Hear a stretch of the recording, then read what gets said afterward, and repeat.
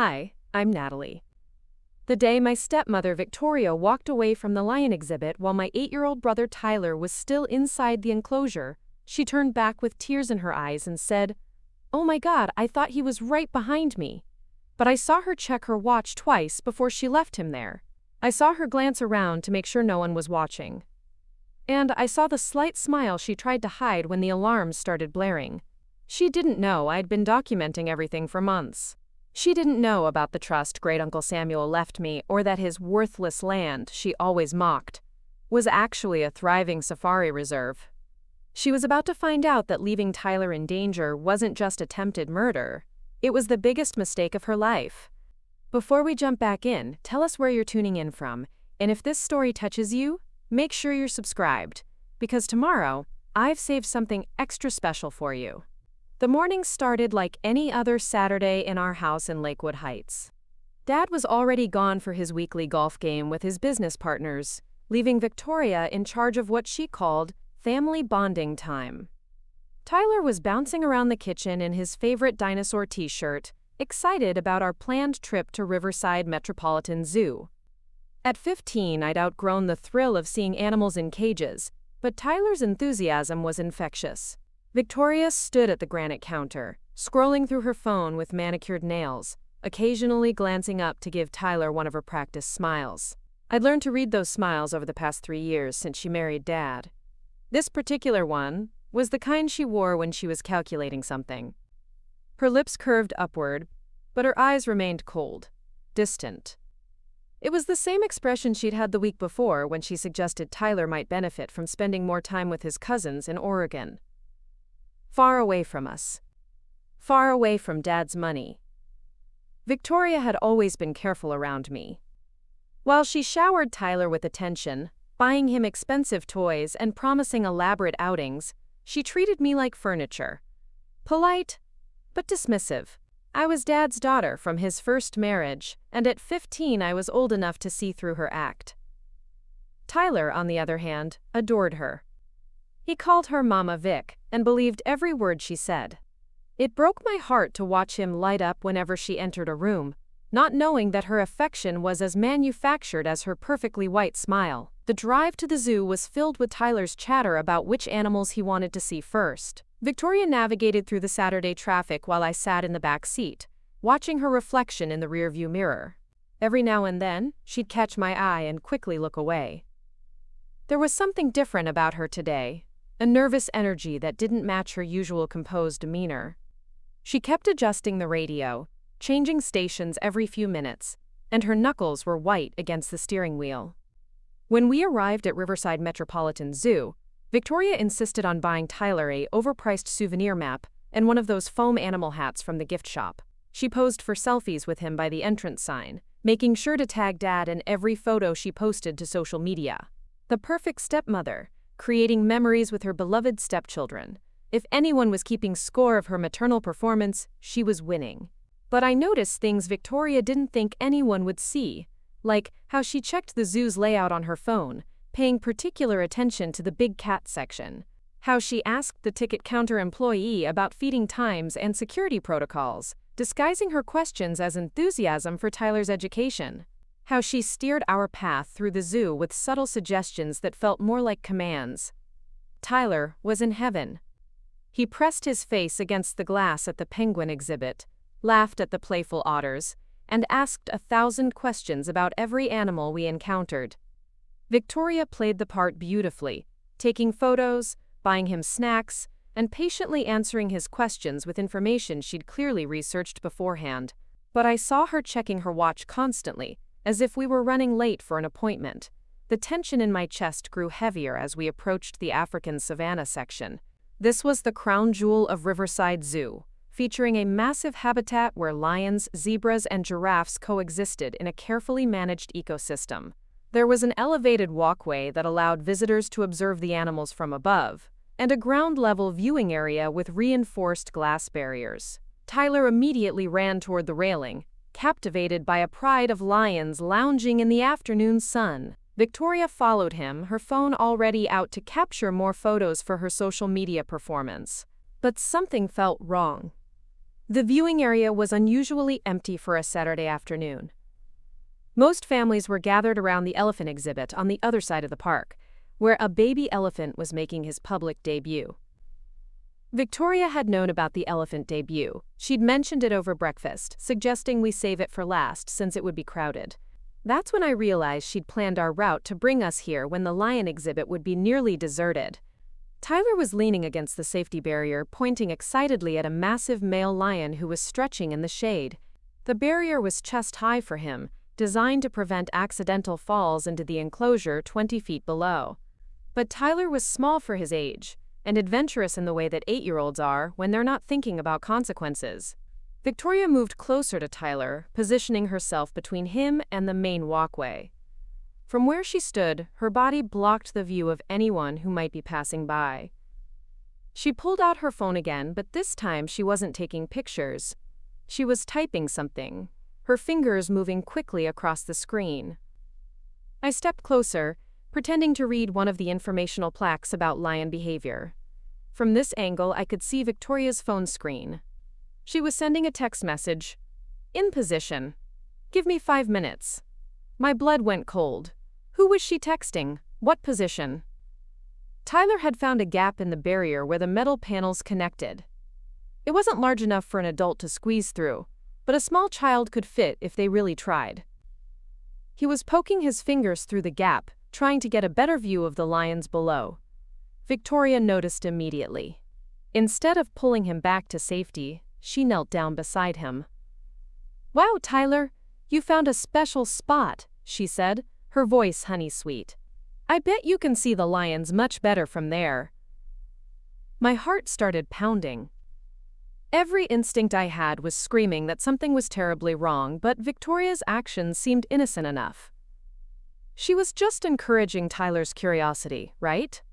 But then I saw her glance around again, checking to make sure no one else was watching. The few other visitors in the area were focused on their own families, their own photo opportunities. Victoria's phone buzzed with a response to her text. She read it quickly, then deleted the entire conversation thread. Her hands were shaking slightly, but her voice remained steady as she spoke to Tyler. "You know what, sweetie? I think there's a better viewing spot just around the corner. Why don't you stay here and keep watching the lions while I go check it out?" "I'll be right back." Tyler nodded absently, completely absorbed in trying to spot a lioness he'd seen earlier. Victoria stood up, brushed off her designer jeans, and began walking toward the exit of the viewing area. But instead of going around the corner as she'd told Tyler, she headed straight for the main path that would take her completely away from the lion exhibit. I followed her at a distance, my heart hammering against my ribs. She walked quickly but casually, checking her phone one more time before sliding it into her purse. When she reached the intersection where the main path split toward different sections of the zoo, she stopped and turned around. From where she stood, she couldn't see Tyler, but she could see the lion exhibit structure. She was positioning herself to have an alibi while staying close enough to witness whatever was about to happen. That's when I understood. This wasn't neglect or distraction. This was orchestrated. I ran back to Tyler, my sneakers slapping against the concrete walkway. He was exactly where Victoria had left him, but now he was trying to climb through the gap in the barrier. His small body was halfway through the opening, his legs still on the safe side, but his torso extending into the space above the lion enclosure. "Tyler!" I whispered urgently, grabbing his ankles. "What are you doing?" "I dropped my hat," he said, his voice muffled. "The lion one Mama Vic bought me." "I can see it down there." I looked down into the enclosure. Tyler's foam lion hat was sitting on a rocky outcropping about 10 feet below us. It must have blown off when he was leaning through the barrier. The adult lions were still lounging in the shade on the far side of their territory, but I knew that could change in an instant if they noticed an intruder in their space. "Tyler, we need to tell the zookeepers. They'll get your hat back. You can't go down there." But Tyler was determined. At 8 years old, he didn't fully grasp the danger. To him, this was just another adventure, another chance to get closer to the animals he loved. He wiggled forward, trying to reach the hat. That's when the security alarm started blaring. Motion sensors had detected Tyler's presence in the restricted area above the enclosure. Red lights flashed along the barrier, and an automated voice began broadcasting. Security alert. Visitor in restricted area. All guests please step back immediately. The lions' heads snapped up at the sudden noise and commotion. They began moving toward our section of the enclosure, curious about the disturbance. Tyler panicked at the sound of the alarms and tried to back out of the gap, but his shirt had gotten caught on the metal barrier. He was stuck, half in and half out, 20 feet above a lion habitat with 3 very alert big cats now prowling directly beneath him. Zoo security came running from multiple directions. I could see Victoria in my peripheral vision, hurrying back toward us with a perfect expression of maternal panic plastered across her face. But I'd seen her check her watch. I'd seen her walk away deliberately. I'd seen her position herself for an alibi. "Help!" Victoria called out as she approached, her voice carrying just the right note of hysteria. "My son is stuck. I was just gone for a second." Preparing and narrating this story took us a lot of time, so if you are enjoying it, subscribe to our channel. It means a lot to us. Now back to the story. Marcus Rivera, the head of zoo security, reached us first. He was a tall, calm man in his 40s, who moved with the confidence of someone who'd handled emergencies before. Behind him came 2 other security officers and a zookeeper carrying specialized equipment. "Everyone stay calm," Marcus said firmly. "We've got this under control." He immediately radioed for the lion enclosure to be cleared and for backup from the zoo's animal management team. 2 keepers appeared with long poles designed to guide the lions away from the area directly below Tyler. The big cats, sensing the tension and commotion above them, were pacing but hadn't shown any aggressive behavior yet. Victoria clutched at Marcus's arm, tears streaming down her face. "Please help him. I don't know how this happened. I was just checking the map for our next stop, and when I turned around, but I knew better." I pulled out my phone and opened the voice recording app I'd started using months ago to document Victoria's behavior. My fingers were shaking, but I managed to hit record. "That's not what happened," I said, my voice steadier than I felt. "She left him here on purpose. She walked away and told him to stay by the barrier. She knew he was trying to reach through the gap." Victoria's tear-streaked face turned toward me with an expression of shock and hurt that would have convinced anyone watching. "Natalie, how can you say such a thing? I would never." "I watched you," I continued, holding my phone steady. "You texted someone that you were in position. You deleted the conversation. You checked your watch twice before you left him." Marcus looked between Victoria and me, his expression unreadable. Professional security training had taught him to gather facts, not make assumptions. But I could see something shift in his eyes as he processed my accusations. Meanwhile, the zoo's emergency response team had successfully guided the lions to the far side of their enclosure and secured Tyler with a safety harness. They pulled him back through the barrier gap and onto solid ground. He was shaken but unharmed, clutching his rescued hat and crying softly from the overwhelming experience. Victoria immediately swept Tyler into her arms, rocking him and whispering soothing words. To anyone watching, she was the perfect picture of a relieved stepmother. But over Tyler's shoulder, she looked at me with an expression I'd never seen before. It wasn't the polite dismissal or manufactured warmth she usually showed me. It was pure, undiluted hatred. "I want to file a formal complaint," I told Marcus, my voice carrying clearly across the now crowded viewing area. "This wasn't an accident. She planned this." The words hung in the air like a challenge. Victoria's grip on Tyler tightened slightly, but her voice remained perfectly controlled as she responded. "Natalie is obviously traumatized by what happened," she said, her tone patient and understanding. "She's looking for someone to blame for a terrible accident. I understand that, but making false accusations won't help anyone." Marcus studied both of us carefully. Around us, other zoo visitors were starting to gather, drawn by the commotion and flashing lights. Some were recording video on their phones. Victoria was very aware of the audience, adjusting her performance accordingly. "I think we should all take a step back and discuss this privately," Marcus said diplomatically. Let's move to the security office where we can sort this out properly. That's exactly what Victoria wanted. A private conversation where it would be her word against mine, where she could spin this as a traumatic misunderstanding between a grieving stepdaughter and a caring stepmother. She probably had character witnesses ready, people who would testify to her dedication to Tyler and her patience with my difficult behavior. But Victoria had made one crucial mistake in her planning. She didn't know about the envelope hidden in Great Uncle Samuel's cabin, or the legal documents that would change everything.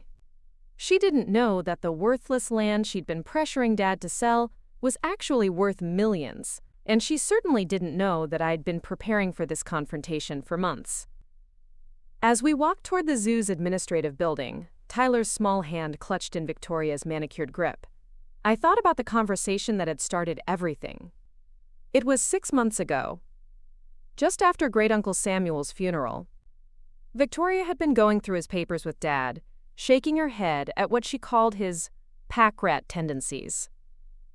"Honestly, Robert," she'd said, waving a deed at him dismissively, "this old property in the middle of nowhere, it's been nothing but a money pit for years.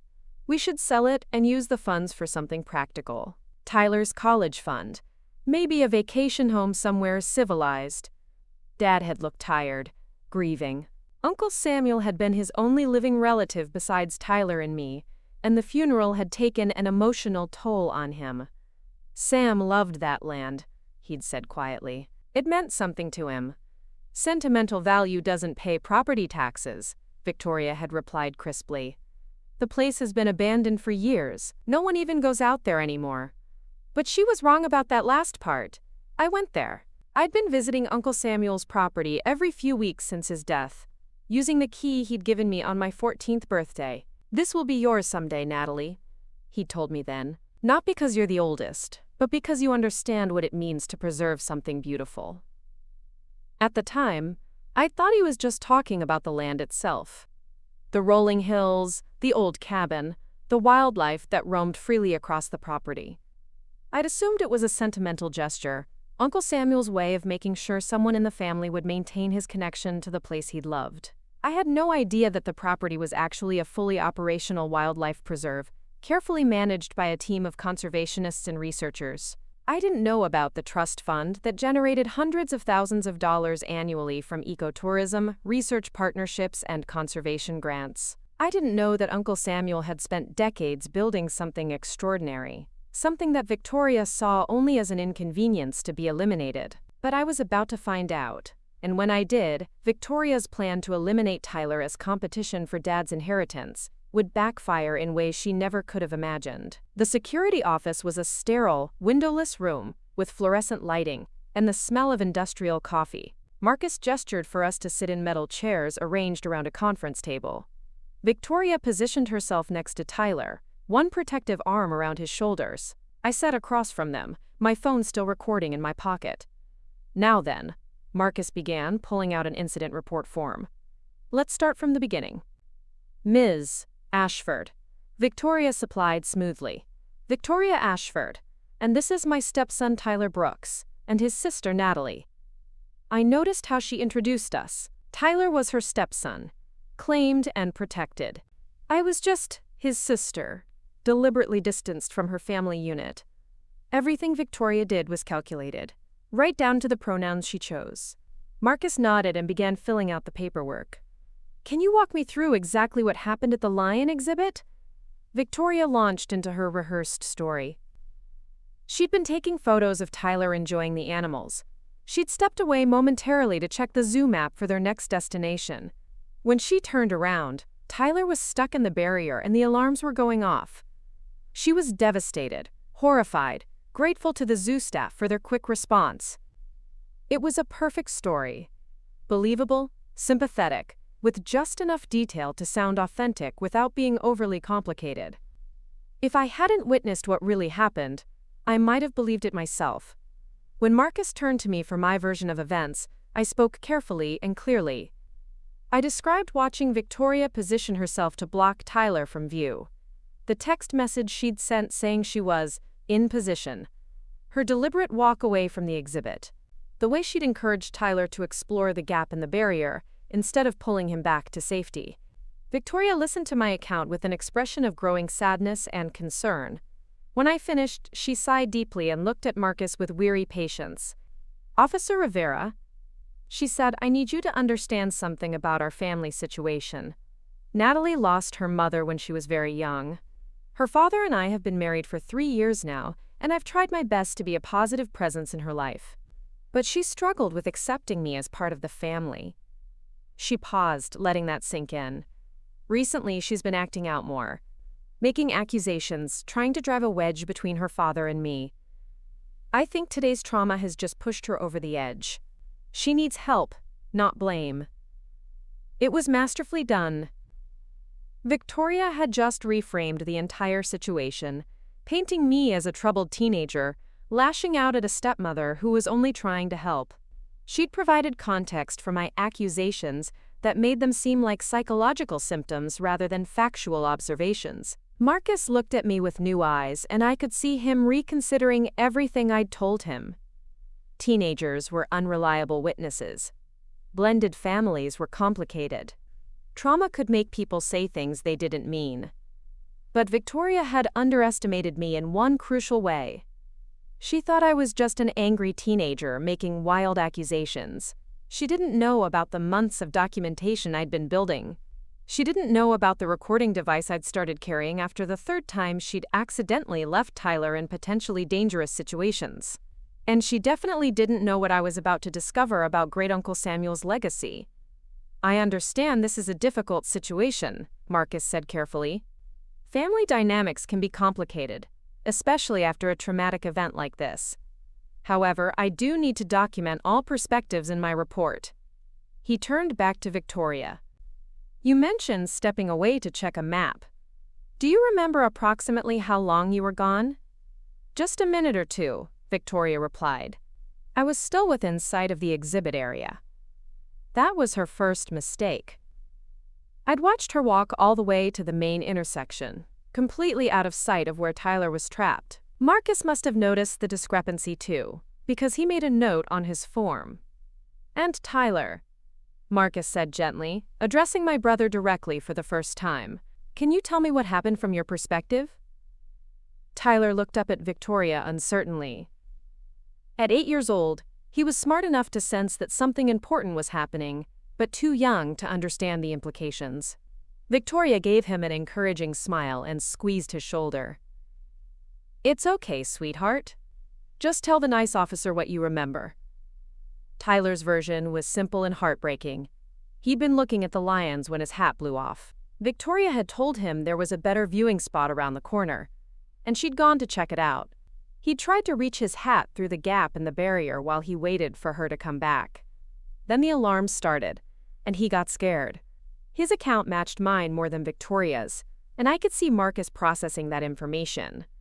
Tyler had confirmed that Victoria had walked away and told him to stay put. She hadn't been taking photos or checking a map nearby. She'd gone to look for a different viewing spot, leaving an 8-year-old unsupervised at a dangerous animal exhibit. Even if her intentions had been innocent, it was negligent at best. Victoria must have realized her story was unraveling because she quickly shifted tactics. "I can see how my actions might have seemed irresponsible," she said, her voice carefully measured. "I thought Tyler would be safe for just a moment while I scouted ahead. Obviously, I was wrong, and I feel terrible about it." She was backing down, admitting to poor judgment, while still maintaining her innocence of any deliberate wrongdoing. It was a calculated retreat designed to minimize damage, while keeping the focus off the more serious allegations I'd made. But Marcus wasn't done with his questions. "Ms. Brooks," he said, addressing me directly, "you mentioned seeing a text message. Can you describe what you observed more specifically?" This was my chance. I pulled out my phone, being careful not to stop the recording that was still running in my pocket. She typed something that said, "In position. Give me 5 minutes." Then she got a response and deleted the whole conversation thread. Victoria's face went pale, but she recovered quickly. "That's impossible," she said firmly.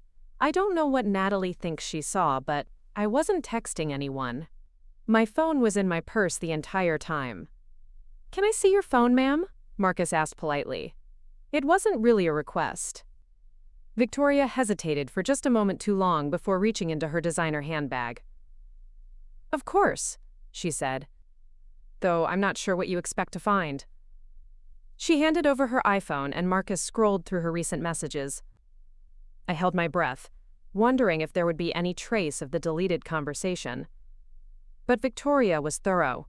Her message history showed nothing suspicious. Just typical family coordination texts with Dad, scheduling messages with her personal trainer, and social media notifications. Marcus handed the phone back with an apologetic expression. "Nothing unusual here. Ms. Brooks, is it possible you misinterpreted what you saw?" I felt my confidence wavering for the first time. Without evidence of the text messages, it was Victoria's word against mine.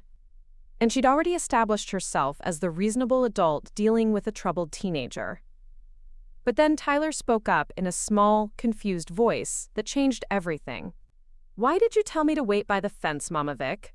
You said you'd be right back, but then the alarms went off and I couldn't see you anywhere." Victoria's carefully constructed story crumbled in that moment. She'd claimed to be checking a map within sight of Tyler, but Tyler had just confirmed that she'd disappeared entirely. And more importantly, Tyler had revealed that Victoria had specifically told him to wait by the fence, the barrier where he'd gotten stuck trying to retrieve his hat. Marcus looked at Victoria with new suspicion. "Ma'am, could you clarify the discrepancy in these accounts?"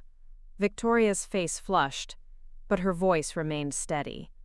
"I may have been farther away than I initially remembered. The trauma of seeing Tyler in danger has affected my memory of the exact sequence of events." It was a reasonable explanation, but it didn't account for why she'd told Tyler to wait by the barrier instead of coming with her. Normal safety protocol would be to keep the child with the adult, especially near a dangerous animal exhibit. Marcus made several more notes on his incident report. "I think we have enough information for now," he said finally. "Ms. Ashford, while I can't prove intent, I do need to note that leaving an 8-year-old unattended at a lion exhibit represents a serious lapse in judgment. We'll be filing a report with Child Protective Services as required by protocol." Victoria's composure finally cracked.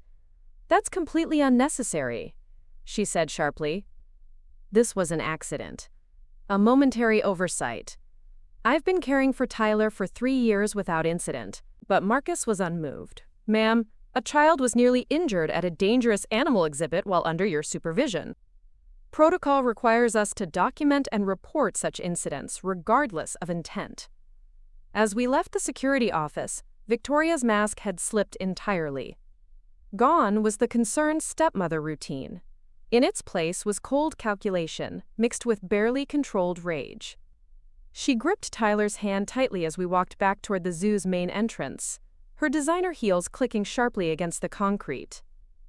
"This isn't over," she said quietly, just loud enough for me to hear but not for Tyler or any passing zoo visitors. "You have no idea what you've just started." I met her gaze steadily. "Neither do you." Because Victoria was about to learn that attacking Tyler hadn't just crossed a moral line. It had triggered legal protections she didn't know existed.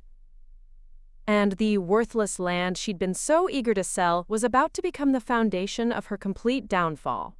The drive home was silent except for Tyler's occasional sniffles. He'd grown quiet and withdrawn after the incident, sensing the tension between Victoria and me without understanding its source. Victoria drove with white knuckles, her jaw clenched tight. Every few minutes, she'd glance at me in the rearview mirror with an expression that promised retaliation. But I wasn't worried about Victoria's threats. I was thinking about the envelope hidden in Uncle Samuel's cabin, and the conversation I needed to have with Helen Chang, the family lawyer who'd been trying to reach me for weeks about something she called urgent estate matters. Victoria thought she'd been caught making a mistake. She had no idea she'd just activated the most comprehensive legal protection system Uncle Samuel's money could buy. Tomorrow, everything would change. But tonight, I had a phone call to make and a 2-hour drive to take. Uncle Samuel's cabin was waiting, and so were the answers that would turn Victoria's world upside down. The house felt different when we returned from the zoo. Dad's car was already in the driveway, which meant Victoria would have to perform her distressed stepmother act all over again. I watched her pause before getting out of the car, taking several deep breaths and checking her reflection in the side mirror. When she opened the door, her expression had transformed back into that perfect mask of maternal concern. Tyler ran ahead into the house, calling for Dad. I could hear their muffled conversation from the foyer, Tyler's excited voice recounting the day's adventure and the scattered way 8-year-olds tell stories. But even through his enthusiasm, I caught the tremor in his voice when he described being stuck at the lion exhibit. Victoria followed Tyler inside, her heels clicking against the marble floor. I lingered by the car for a moment, pulling out my phone to check the recording I'd made at the zoo. The audio was clear enough to make out our conversation with Marcus Rivera, including Victoria's contradictory statements about how far away she'd been from Tyler. Dad appeared in the doorway, his face creased with worry. Robert Brooks was a good man who worked too many hours and trusted too easily. At 52, he carried the weight of running a successful construction company while trying to be present for his children. Victoria had recognized his vulnerability after Mom died and had positioned herself as the solution to all his problems. "Natalie, come inside," Dad said, his voice strained. "We need to talk about what happened today." I followed him into the living room, where Victoria had positioned herself on the couch with Tyler curled against her side. She was stroking his hair with practiced tenderness, but I noticed how her grip tightened whenever he started to shift away from her. "Tyler told me there was some kind of incident at the zoo," Dad began carefully, "and that you made some serious accusations against Victoria." Victoria looked up with wounded eyes. "Robert, I understand Natalie is upset. What happened today was terrifying for all of us. But the things she's saying..." She trailed off, shaking her head sadly. "What things?" Dad asked, looking between us. I sat down across from them, my hands folded in my lap. I told zoo security that Victoria deliberately left Tyler alone at a dangerous exhibit, that she positioned herself to have an alibi while putting him at risk. Dad's face went pale. "Natalie, that's a very serious accusation." "It's also completely false," Victoria said firmly. "I made a mistake in judgment, yes. I should never have stepped away from Tyler, even for a moment. But to suggest I would intentionally endanger him..." Her voice broke convincingly. Tyler looked confused, glancing between the adults with wide eyes. He was too young to understand the implications of what was being discussed, but old enough to sense the gravity of the situation. Dad rubbed his forehead, the way he always did when he was overwhelmed. "The zoo called Child Protective Services?" Victoria nodded reluctantly. "Standard protocol," they said. "But Robert, you know me. You know how much I love Tyler. I would never, ever do anything to hurt him." "Then explain the text message," I said quietly. "The one where you told someone you were in position and needed 5 minutes." Victoria's eyes flashed, but her voice remained level. "I've already explained that I wasn't texting anyone during our zoo visit. Natalie is traumatized and confused." Dad looked at me with a mixture of concern and disappointment. "Honey, are you sure about what you saw? Sometimes when we're scared or upset, our minds can play tricks on us." That stung more than Victoria's lies. Dad was taking her side without even considering that I might be telling the truth. But I understood why. Victoria had spent 3 years building trust, positioning herself as the stable, caring influence Tyler needed. I was just his teenage sister with a reputation for being withdrawn and difficult. "I know what I saw," I said simply. Victoria sighed deeply. "Robert, I think Natalie needs professional help. This isn't the first time she's made concerning statements about me. Last month, she accused me of deliberately scheduling Tyler's doctor appointments when she had school events. Before that, she claimed I was sabotaging her college application process. Those accusations had been true too, but I'd never been able to prove them. Victoria was methodical in her manipulation, always leaving herself plausible deniability." Dad turned to me with tired eyes. "Is that true?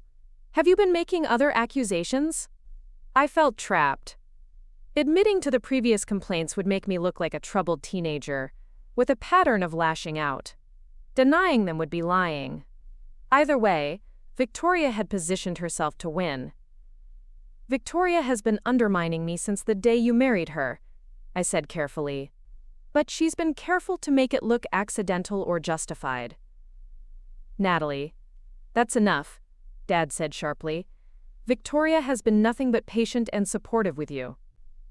If you can't appreciate that, then maybe we need to consider other arrangements. The threat hung in the air like a sword. Other arrangements meant boarding school, or staying with relatives, or any number of ways to remove me from the picture entirely. Victoria's expression remained sympathetic, but I caught the glint of satisfaction in her eyes. Tyler had gone very still against Victoria's side. Even at 8, he could sense that something fundamental was shifting in our family dynamic. His loyalties were being tested in ways he couldn't articulate. I think we all need some time to process what happened today, Victoria said gently. Maybe Natalie should spend the evening in her room, reflecting on how accusations like these can hurt the people who care about her. It was a masterful move. She'd positioned herself as the reasonable adult advocating for cooling-off period, while simultaneously isolating me from Tyler and Dad. By framing it as reflection time rather than punishment, she maintained her image as a caring stepmother concerned about my well-being. Dad nodded slowly. That might be for the best. Natalie, go to your room. We'll talk more tomorrow when everyone's had a chance to calm down. I stood up without arguing. Fighting would only reinforce Victoria's narrative that I was unstable and confrontational. But as I reached the doorway, I turned back. Tyler, I said softly, if you ever feel unsafe, you can always come to me, no matter what anyone else says. Victoria's grip on Tyler tightened almost imperceptibly. Of course he's safe, she said with a brittle smile. He's with family. I went upstairs to my bedroom and closed the door, but I didn't stay there. Instead, I waited until I heard Dad's car leaving for his evening business dinner, and Victoria's footsteps heading to the master bedroom. Then I slipped out through the back door and got into the old Honda Civic Uncle Samuel had left me. The drive to his property took 2 hours on winding country roads that most people avoided after dark. But I'd made this journey dozens of times since his death, drawn by a sense of connection to the only adult who'd ever really understood me. Uncle Samuel had been different from the rest of the family. Quieter, more thoughtful, more interested in preserving things than accumulating them. His cabin sat on a hill, overlooking a valley that stretched for miles in every direction. During the day, you could sometimes spot deer grazing in the distance, or hawks circling overhead. At night, the stars were so bright they seemed close enough to touch. I parked beside the old oak tree where Uncle Samuel used to hang a tire swing and pulled out my phone to call Helen Chang. It was late, but she'd told me to contact her anytime, day or night, about estate matters. Natalie, Helen answered on the second ring. I've been hoping to hear from you. Are you somewhere you can talk privately? I'm at Uncle Samuel's cabin, I said, unlocking the front door with the key he'd given me. Something happened today that I think might be connected to what you wanted to discuss. Helen was quiet for a moment. What kind of something? I told her about the zoo incident, Victoria's behavior, and the accusations I'd made. Helen listened without interrupting, occasionally making small sounds that suggested she was taking notes. Natalie, she said when I finished, I need you to listen to me very carefully. Your great-uncle left specific instructions about what to do if anyone in your family was ever threatened or endangered. He was particularly concerned about financial motivations for harming you or Tyler. My heart started beating faster. What kind of instructions?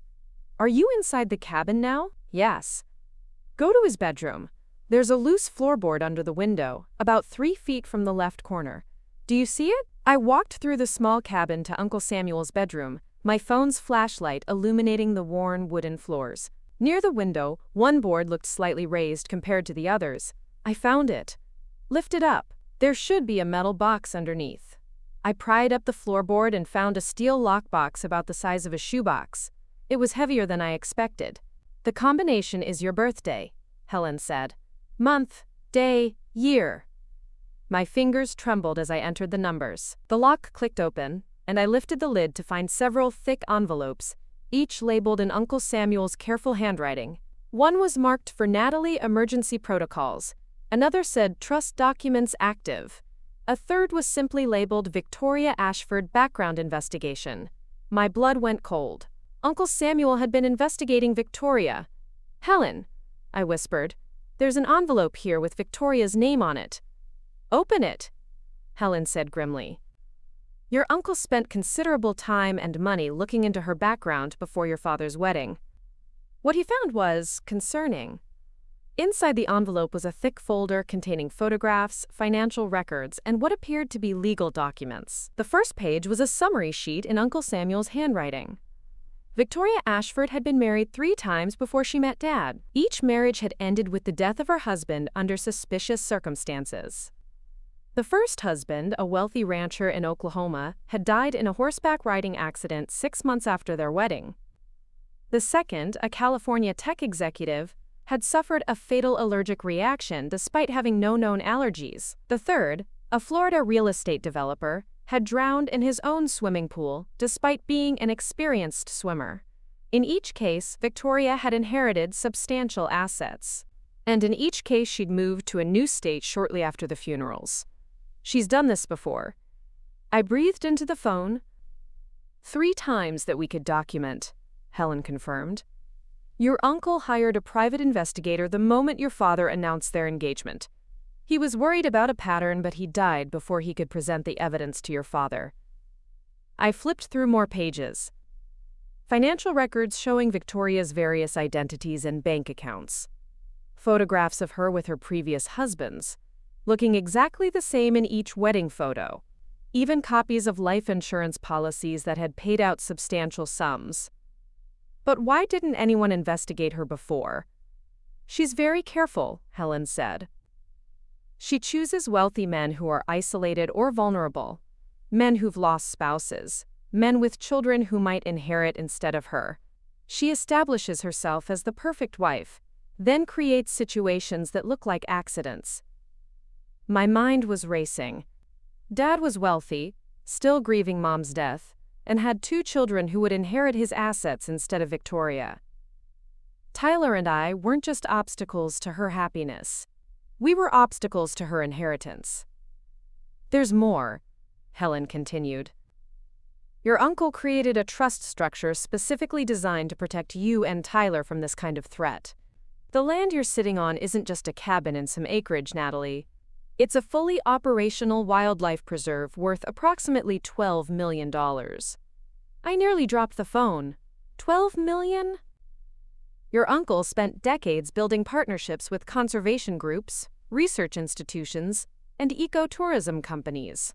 The preserve generates substantial income, all of which has been going into your trust fund. As of last month, you have approximately $8 million in assets that Victoria knows nothing about. I sank down onto Uncle Samuel's old bed, overwhelmed by the magnitude of what I was learning. All this time, Victoria had been pressuring Dad to sell the worthless property, not knowing she was trying to eliminate my financial independence. But there's a complication, Helen continued. The trust has specific activation protocols. If you or Tyler are ever threatened with serious harm, the trust automatically assumes legal guardianship and removes you from the dangerous situation. What does that mean exactly? It means that if we can prove Victoria deliberately endangered Tyler today, the trust can petition for emergency custody of both of you. Your father would lose parental rights, and you'd be placed under the protection of the trust's legal team until you turn 18. The implications were staggering. Uncle Samuel hadn't just left me money. He'd created a complete legal framework to protect Tyler and me from exactly the situation we were now facing. But we need evidence, Helen said. Something more concrete than your testimony about text messages and suspicious behavior. I thought about the recording on my phone and Marcus Rivera's incident report. I have some things. But Helen, if Victoria realizes what we're doing... She won't, Helen said firmly. Your uncle planned for that too. We're going to build our case quietly, and when we move, it'll be decisive. I spent another hour on the phone with Helen, learning about the extent of Uncle Samuel's preparations. He'd anticipated Victoria's pattern of behavior with disturbing accuracy. The trust included provisions for relocating Tyler and me to a secure location if necessary. He'd even arranged for private security and legal representation. As I drove home in the early hours of the morning, I felt a mixture of grief and gratitude. Uncle Samuel had been protecting us even after his death, understanding dangers that Dad was too trusting to see. But I also felt the weight of responsibility. Tyler's safety now depended on my ability to gather evidence and activate Uncle Samuel's protections before Victoria could make another attempt on his life. The house was dark when I returned, but I could see a light on in Victoria's bedroom. She was awake, probably planning her next move. She'd failed today, but I knew she wouldn't give up. Tyler represented millions of dollars in inheritance money, and Victoria had killed for far less. I slipped back into my room and opened my laptop. Helen had given me access to a secure server where I could upload evidence. I started with the audio recording from the zoo, then added my detailed notes about Victoria's behavior patterns over the past 3 years. As I worked, I thought about Tyler sleeping peacefully down the hall, unaware that his life was in danger from the woman he called Mama Vic. Tomorrow, Victoria would continue her performance as the caring stepmother. She'd probably suggest family counseling to deal with my, quote, concerning behavior. She'd position herself as the patient victim of a troubled teenager's accusations. But now I had something she didn't know about. I had Uncle Samuel's evidence, Helen's legal expertise, and $12 million worth of protection waiting to be activated. Victoria had made one crucial mistake at the zoo today. She'd revealed her intent to harm Tyler in front of witnesses, with security cameras recording everything. She thought she was eliminating a threat to her inheritance. Instead, she'd just triggered the most comprehensive legal defense system Uncle Samuel's money could buy. The game was no longer about proving Victoria's guilt to Dad or Child Protective Services. It was about activating Uncle Samuel's trust before Victoria could make another attempt on Tyler's life. And this time, I would be ready for her. The next morning arrived gray and overcast, matching the tension that had settled over our house. I could hear Victoria moving around the kitchen, preparing breakfast with the same methodical precision she brought to everything. Dad had left early for a construction site inspection, which meant Victoria and I would be alone with Tyler. I stayed in my room until I heard Tyler's voice downstairs, then quickly got dressed and joined them. Victoria was standing at the stove, flipping pancakes with practiced efficiency. She'd changed into a soft yellow sweater that made her look warm and maternal. Everything about her appearance was calculated to reinforce her image as the caring stepmother. "Good morning, sweetie," she said to Tyler, ruffling his hair as he climbed onto a bar stool. "I made your favorites." Tyler smiled at her, with the easy affection of a child who had no reason to fear the adult caring for him. It broke my heart to watch, knowing what I now knew about Victoria's history. When I entered the kitchen, Victoria's expression shifted subtly. The warmth remained in her voice, but her eyes went cold. "Natalie," she said with careful politeness. "I was just telling Tyler that we all need to focus on healing as a family after yesterday's traumatic experience." She set a plate of pancakes in front of me, but I noticed they were slightly burned around the edges. Not enough to be obviously vindictive, but enough to send a message. "Tyler," Victoria continued, "I think it might be good for you to spend some time with your cousins in Oregon while things settle down here. Your Aunt Jennifer called this morning and invited you for an extended visit." My fork froze halfway to my mouth. Aunt Jennifer was Dad's sister, who lived on an isolated ranch 3 hours from the nearest town. If Victoria sent Tyler there, he'd be completely cut off from any protection I could provide. "I don't want to go to Oregon," Tyler said, pushing his pancakes around his plate. "I want to stay here." Victoria's smile tightened almost imperceptibly. "I know, honey, but sometimes we need to do things that are best for the family, even if we don't understand why." I forced myself to speak calmly. "Maybe we should wait until Dad gets home to discuss travel plans." Victoria turned to me with that patient expression she'd perfected. "Your father and I discussed it last night. We both think some distance would be healthy for everyone right now." It was a lie. Dad would never make a decision like this without talking to Tyler and me first. But Victoria was counting on the fact that Dad wouldn't be home until evening, giving her time to present the Oregon trip as a fait accompli. When would he leave? I asked. This afternoon. Victoria replied. Jennifer's driving down to pick him up. They'll make it a fun road trip. This afternoon. That gave me maybe 4 hours to activate Uncle Samuel's protections before Tyler was taken beyond my reach. I excused myself and went back to my room, immediately calling Helen Chang.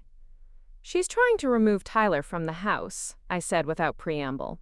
She wants to send him to Oregon this afternoon. Helen was quiet for a moment. That fits the pattern. Isolate the victim, create distance from witnesses. Natalie, we need to move now. What do I need to do?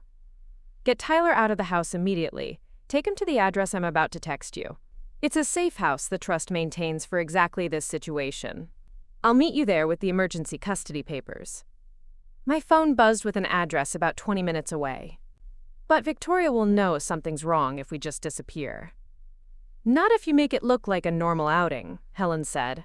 Take him to the park or shopping or anywhere that seems routine.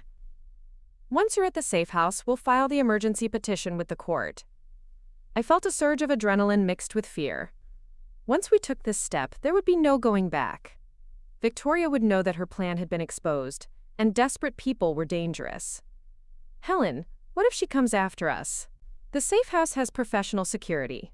Your uncle planned for every contingency, including the possibility that Victoria might become violent when cornered. I took a deep breath. Okay. Give me 30 minutes to get Tyler away from here. I went back downstairs, where Tyler was helping Victoria load the dishwasher. The domestic scene looked perfectly normal, but I could see the tension in Victoria's shoulders. She was watching me carefully, probably wondering if I suspected her Oregon plan.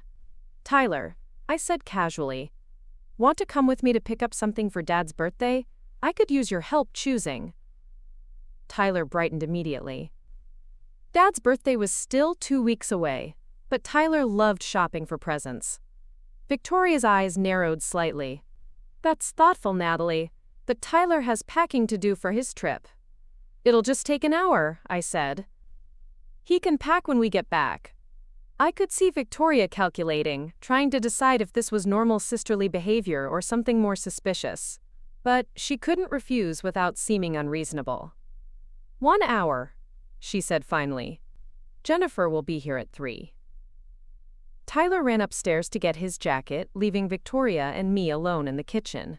She moved closer to me, her voice dropping to a whisper. I don't know what you think you're doing, Natalie, but you're playing a very dangerous game. I met her gaze steadily. I'm protecting my brother. From what? From a loving stepmother who's trying to give him opportunities and experiences? From someone who's already killed 3 husbands?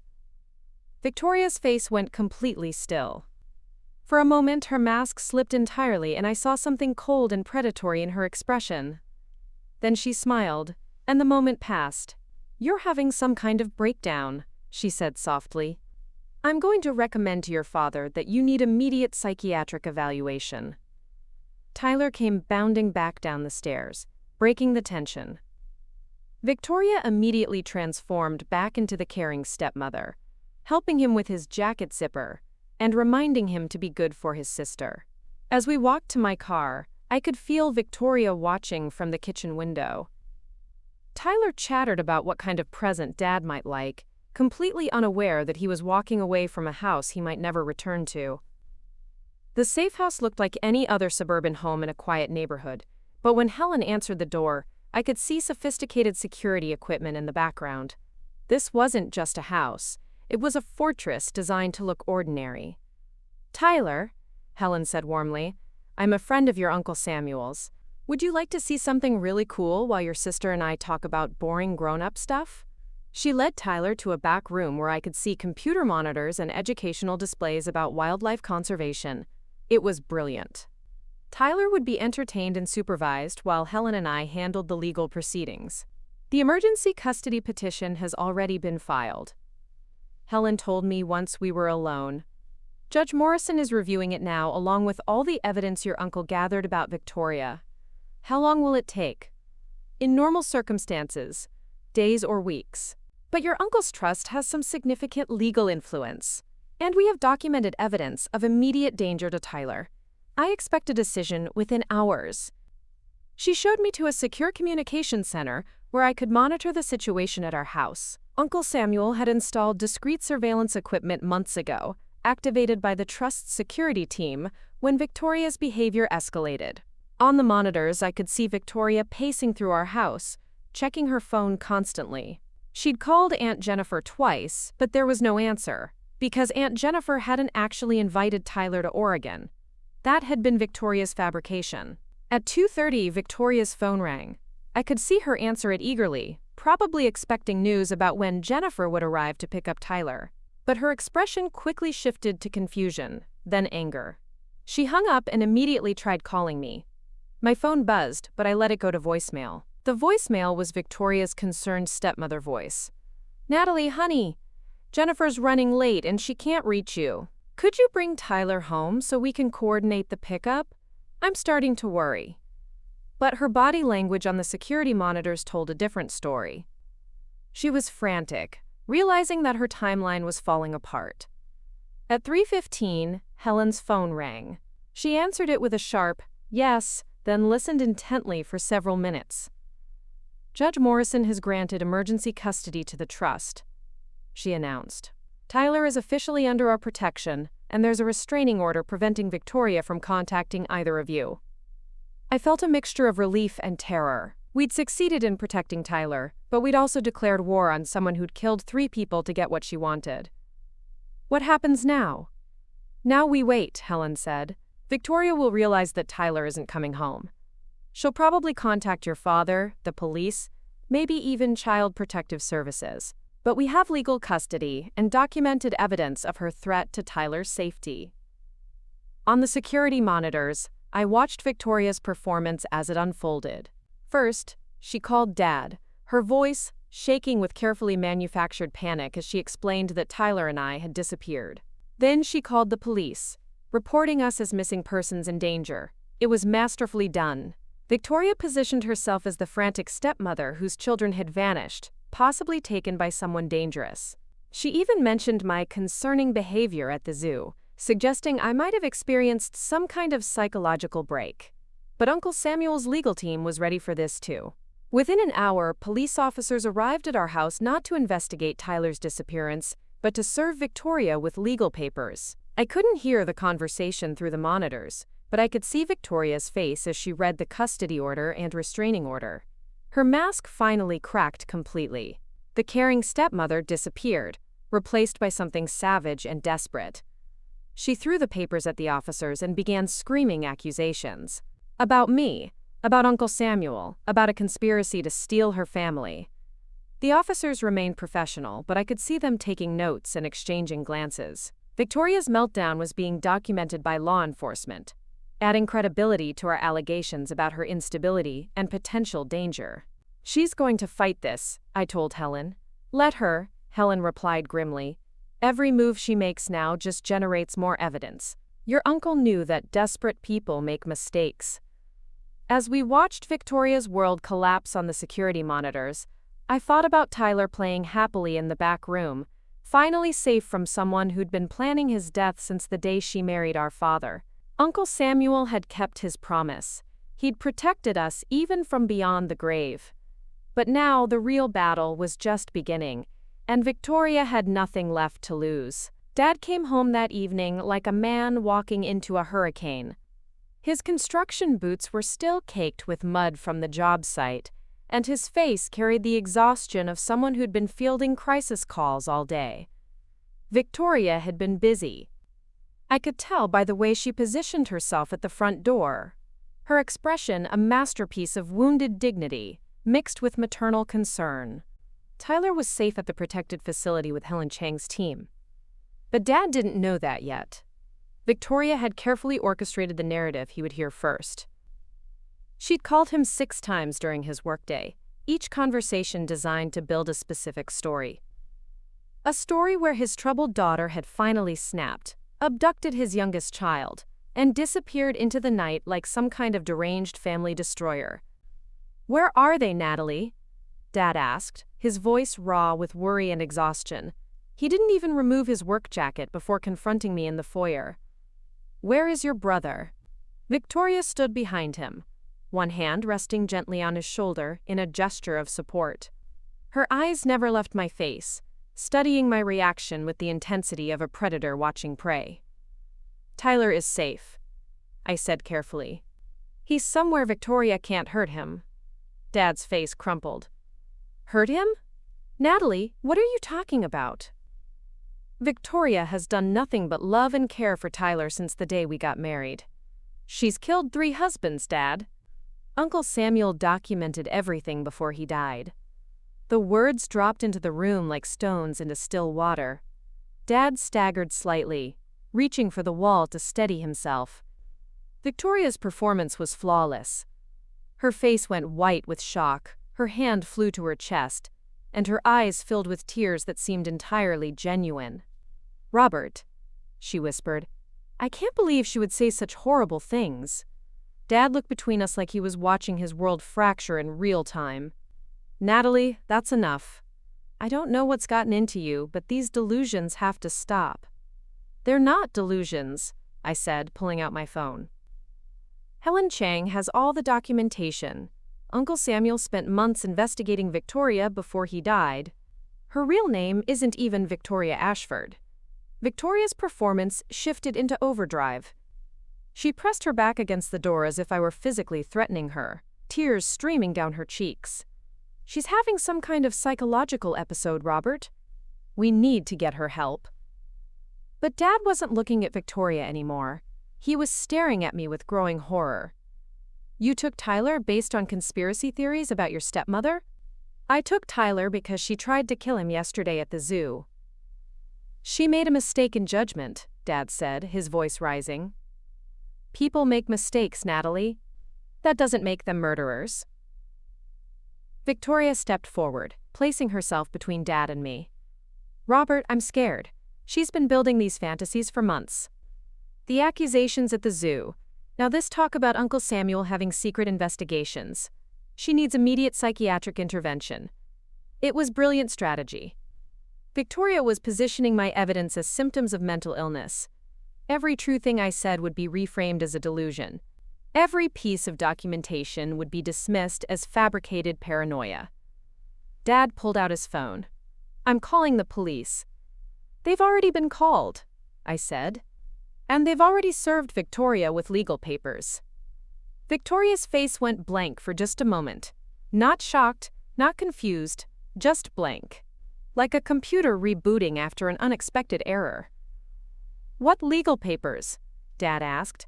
That's when Victoria made her first real mistake since I'd known her.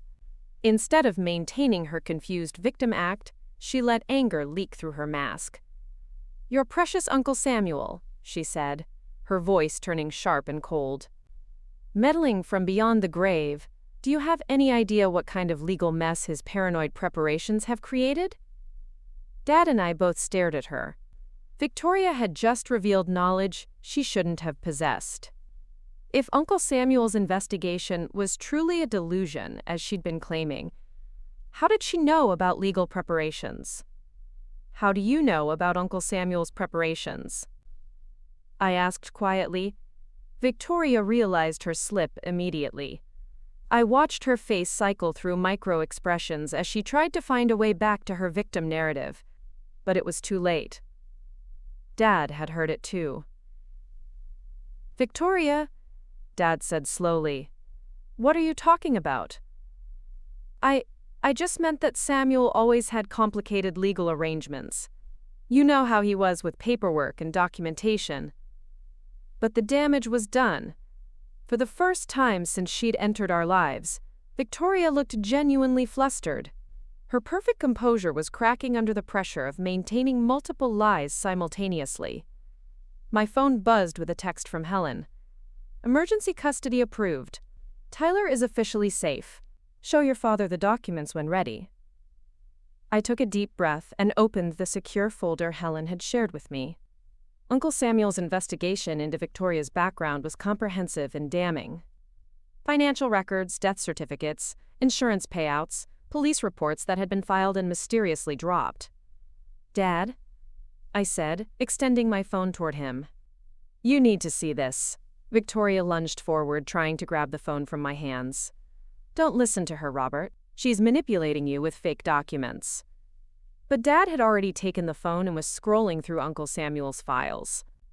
I watched his face change as he processed what he was reading. Wedding photos of Victoria with 3 different men. Death certificates dated within months of each marriage. Insurance policies worth millions of dollars. "These aren't fake," Dad said, his voice barely above a whisper. "These are official government documents." Victoria's desperation was becoming visible now. She'd spent 3 years building trust and positioning herself as the perfect wife and stepmother. Watching Dad's faith in her crumble in real time was destroying her carefully constructed world. "Robert, please," she said, reaching for his arm. "I can explain everything. Those marriages were complicated situations. I was young and naive. I trusted the wrong people."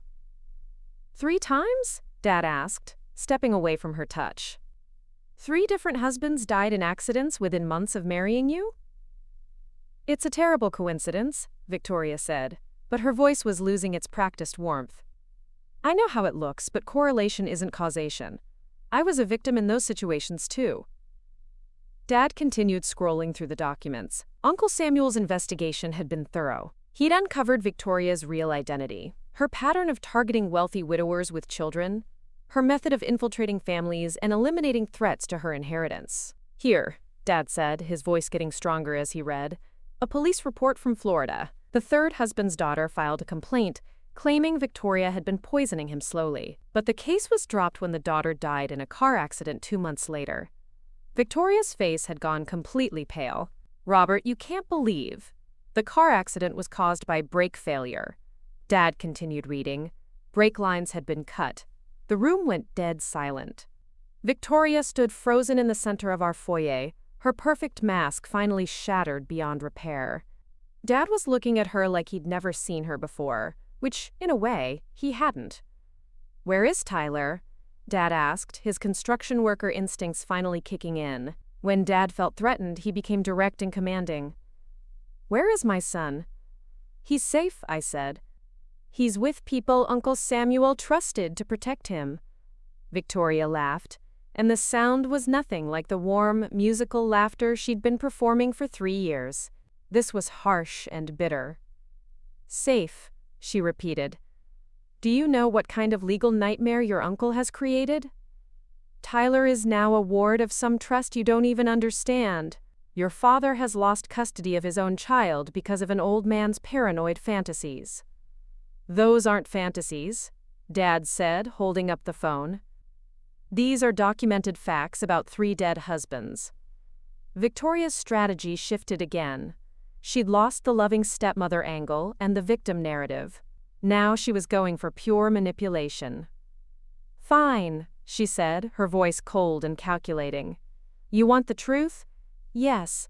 I've been married before. Yes, my husband's died. But I'm not a killer, Robert. I'm a survivor. I found men who needed me, who appreciated what I brought to their lives. And when they died, I honored their memory by building something meaningful with what they left behind." It was almost impressive how she'd reframed serial murder as relationship success. But Dad wasn't buying it anymore. "Get out," he said quietly. "Robert, please, think about what you're doing.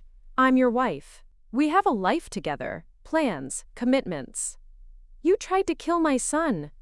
I tried to teach him independence. I tried to show him that he could be brave and adventurous. Yes, I made an error in judgment at the zoo, but that doesn't make me a murderer." Dad's phone started ringing. Helen Chang's name appeared on the screen. "Answer it," I told him. "She's the lawyer handling Uncle Samuel's trust." Dad answered the call on speaker. Helen's professional voice filled the room. "Mr. Brooks, this is Helen Chang representing the Samuel Brooks Memorial Trust.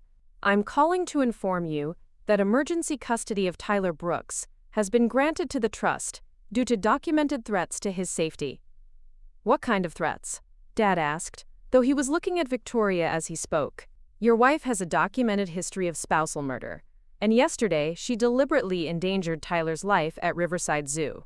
We have evidence that suggests this was part of a pattern of escalating behavior designed to eliminate Tyler as competition for inheritance. Victoria started to protest, but Helen continued speaking. Mr. Brooks, I need to inform you that the trust has also been monitoring your home for several months due to safety concerns. We have recordings and video documentation of your wife's behavior patterns. Dad's face went gray. You've been watching our house? With your late brother's authorization and legal justification based on credible threats to minor children, the evidence we've gathered confirms that your wife has been systematically planning to harm both Tyler and Natalie. Victoria finally exploded.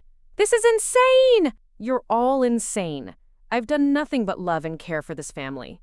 Ma'am, Helen said calmly, we have recordings of you researching methods to simulate drowning accidents. We have evidence of you altering Tyler's medication dosages. We have documentation of you meeting with individuals who specialize in creating untraceable accidents. The bottom fell out of Victoria's world. She stared at the phone with complete shock, realizing that her every move had been watched and documented. Uncle Samuel's protection system hadn't just been passive monitoring, it had been active investigation. That's impossible, Victoria whispered. Your Uncle Samuel was a very thorough man, Helen continued.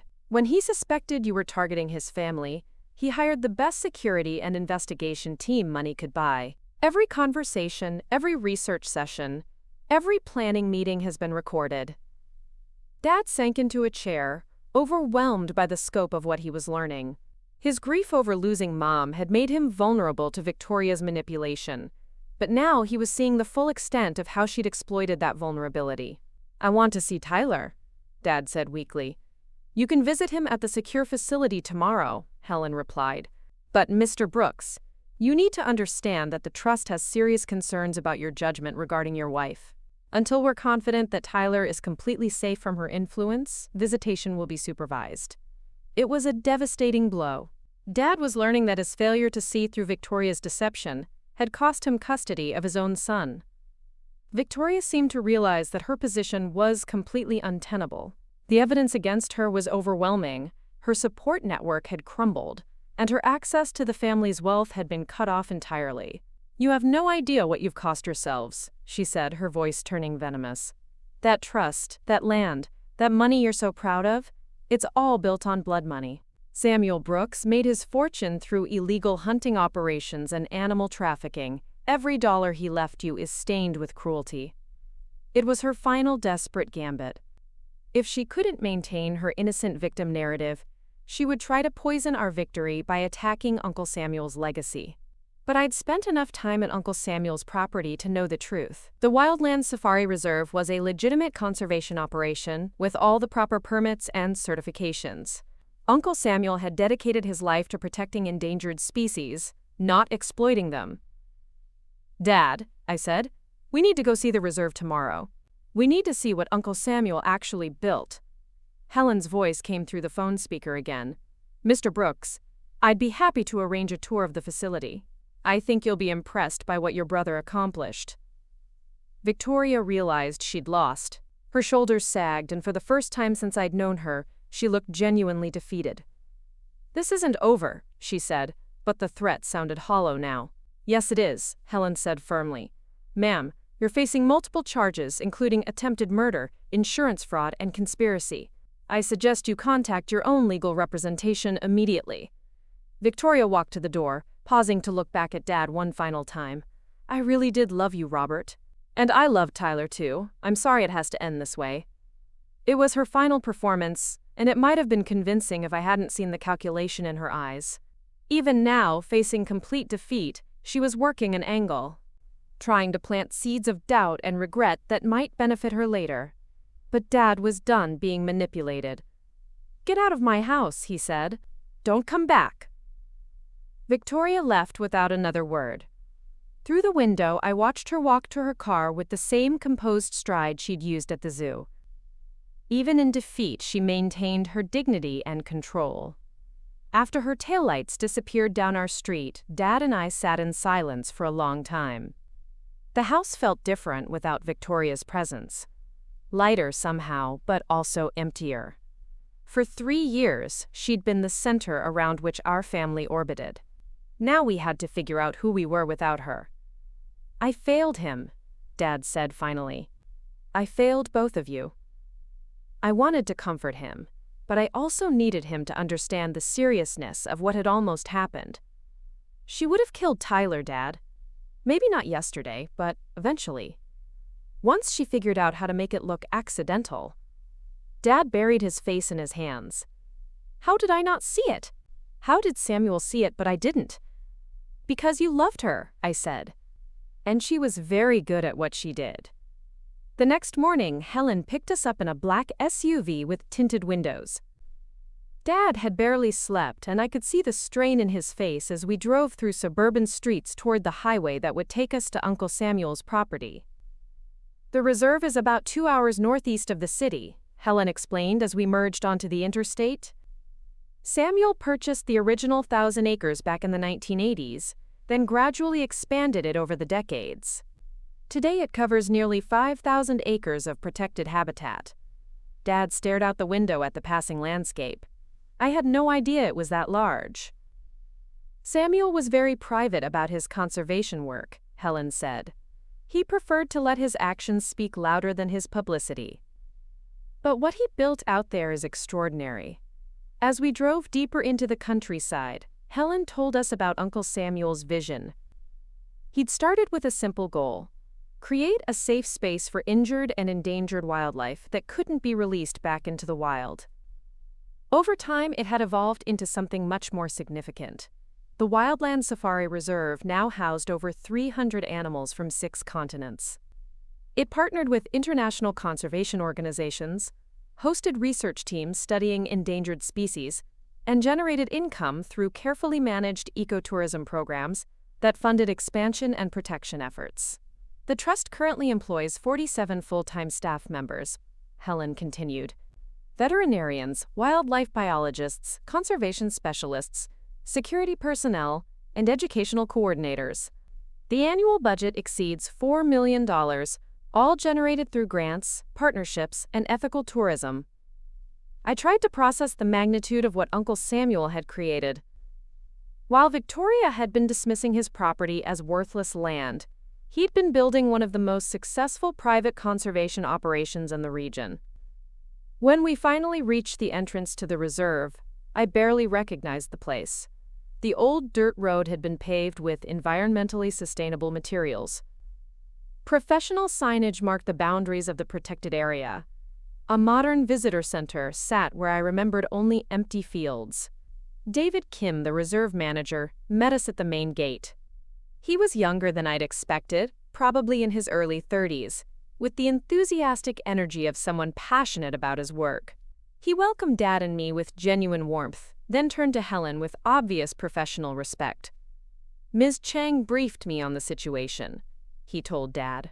"I'm sorry for your loss, both with Samuel's death and with what you've discovered about your wife, but I think you'll be proud of what Samuel built here." We climbed into an electric vehicle designed for wildlife observation. The seats were elevated to provide better viewing angles, and the engine was nearly silent to avoid disturbing the animals. As we drove through the reserve, David explained the various habitat zones. African savanna for giraffes and zebras, temperate forest for North American bears and wolves, wetlands for migratory birds and aquatic mammals. Each area had been designed to replicate natural conditions while providing maximum safety and care for the animals. Samuel's philosophy was that conservation required both protection and education, David explained. People need to experience wildlife up close to understand why preservation matters. But that experience has to be managed responsibly. We stopped at an observation deck overlooking a vast grassland where a small herd of elephants was grazing. Dad stood at the railing, watching these magnificent creatures moving freely through protected space, and I could see his understanding of Uncle Samuel shifting in real time. "He never talked about any of this," Dad said quietly. "I thought he was just a reclusive old man living alone in the woods. Samuel was intensely private about his work." David agreed. He believed that good conservation happened quietly, without fanfare or publicity, but he was incredibly proud of what he'd accomplished here. Helen moved to stand beside Dad at the railing. The trust generates substantial income, Robert. Enough to fund the preserve's operations and provide significant financial security for Tyler and Natalie's futures. Samuel structured it specifically to protect them from people like Victoria. Dad was beginning to understand the scope of Uncle Samuel's foresight. While Victoria had been plotting to inherit Dad's construction company wealth, Uncle Samuel had been building a fortune dedicated to protecting his great-niece and great-nephew. We spent the rest of the morning touring different sections of the preserve. I was amazed by the transformation since my last visit. What I'd remembered as Uncle Samuel's quiet retreat was actually a sophisticated operation with cutting-edge facilities and international partnerships. In the research center, we met Dr. Amanda Torres, a wildlife veterinarian who'd been working with Uncle Samuel for over a decade. She showed us the medical facility where injured animals received treatment, and the nursery where orphaned babies were cared for until they could survive independently. Samuel saved my career, Dr. Torres told us as we watched her team caring for a young mountain lion whose mother had been killed by poachers. I was fresh out of veterinary school, with huge student loans and no job prospects. He hired me and gave me the freedom to develop programs I'd only dreamed about. Dad listened to story after story from staff members whose lives Uncle Samuel had changed. The maintenance supervisor who'd been homeless before Samuel offered him a job and housing on the property. The education coordinator who'd been struggling as a single mother before Samuel created a position that let her work while homeschooling her children. Uncle Samuel had built more than a wildlife preserve. He'd created a community dedicated to protection and care, both for animals and for people. As we sat down for lunch in the visitor center, Helen spread out the legal documents that would determine Tyler's future. The trust is structured to provide Tyler with complete financial security, she explained. Educational expenses, housing, healthcare, everything he needs until he reaches adulthood. But more importantly, it's designed to protect him from people who might try to exploit or harm him for financial gain. Dad studied the documents, his construction industry experience, helping him understand the legal framework. This removes him from my custody permanently? Not necessarily, Helen said. The emergency custody can be reversed if the court determines that the threat to Tyler's safety has been eliminated, and that you can provide appropriate protection going forward. What does that mean exactly? It means Victoria needs to be completely removed from your life, I said. No contact, no influence, no access to Tyler or our family assets. Dad nodded slowly. He was finally understanding the choice Uncle Samuel had forced him to make. Protect his children by cutting ties with Victoria, or lose custody of Tyler permanently. There's something else, Helen said. Samuel left a letter to be opened only if these emergency protections were ever activated. She handed Dad a sealed envelope marked with Uncle Samuel's distinctive handwriting. Dad opened it carefully and read silently for several minutes. I watched his expressions cycle through surprise, sadness, and something that might have been relief. What does it say? I asked. Dad folded the letter and looked at me directly. He says he's sorry for putting this burden on you, Natalie. He knew you'd be the one who would have to see through Victoria's deception and protect Tyler when I couldn't. What else? He says he chose you to inherit the reserve not just because you're responsible, but because you have the strength to make difficult decisions when they need to be made. Even when those decisions hurt people you care about. The weight of Uncle Samuel's trust settled over me like a mantle. At 15, I was inheriting not just money or property, but responsibility for Tyler's safety and the continued operation of a conservation project that employed dozens of people and protected hundreds of animals. That afternoon, we visited Tyler at the secure facility. He was playing in a game room designed to feel like a normal community center, surrounded by other children whose families were dealing with various crises. He looked happy and relaxed, which was more than he'd looked in weeks at home with Victoria. "Nat!" he called when he saw me, running over for a hug. "This place is so cool. They have a whole room about animals, and the lady said, maybe we can visit a real safari sometime." Dad knelt down to Tyler's eye level. "Hey, buddy. How are you feeling?" Tyler looked confused by the adult tension he couldn't quite understand.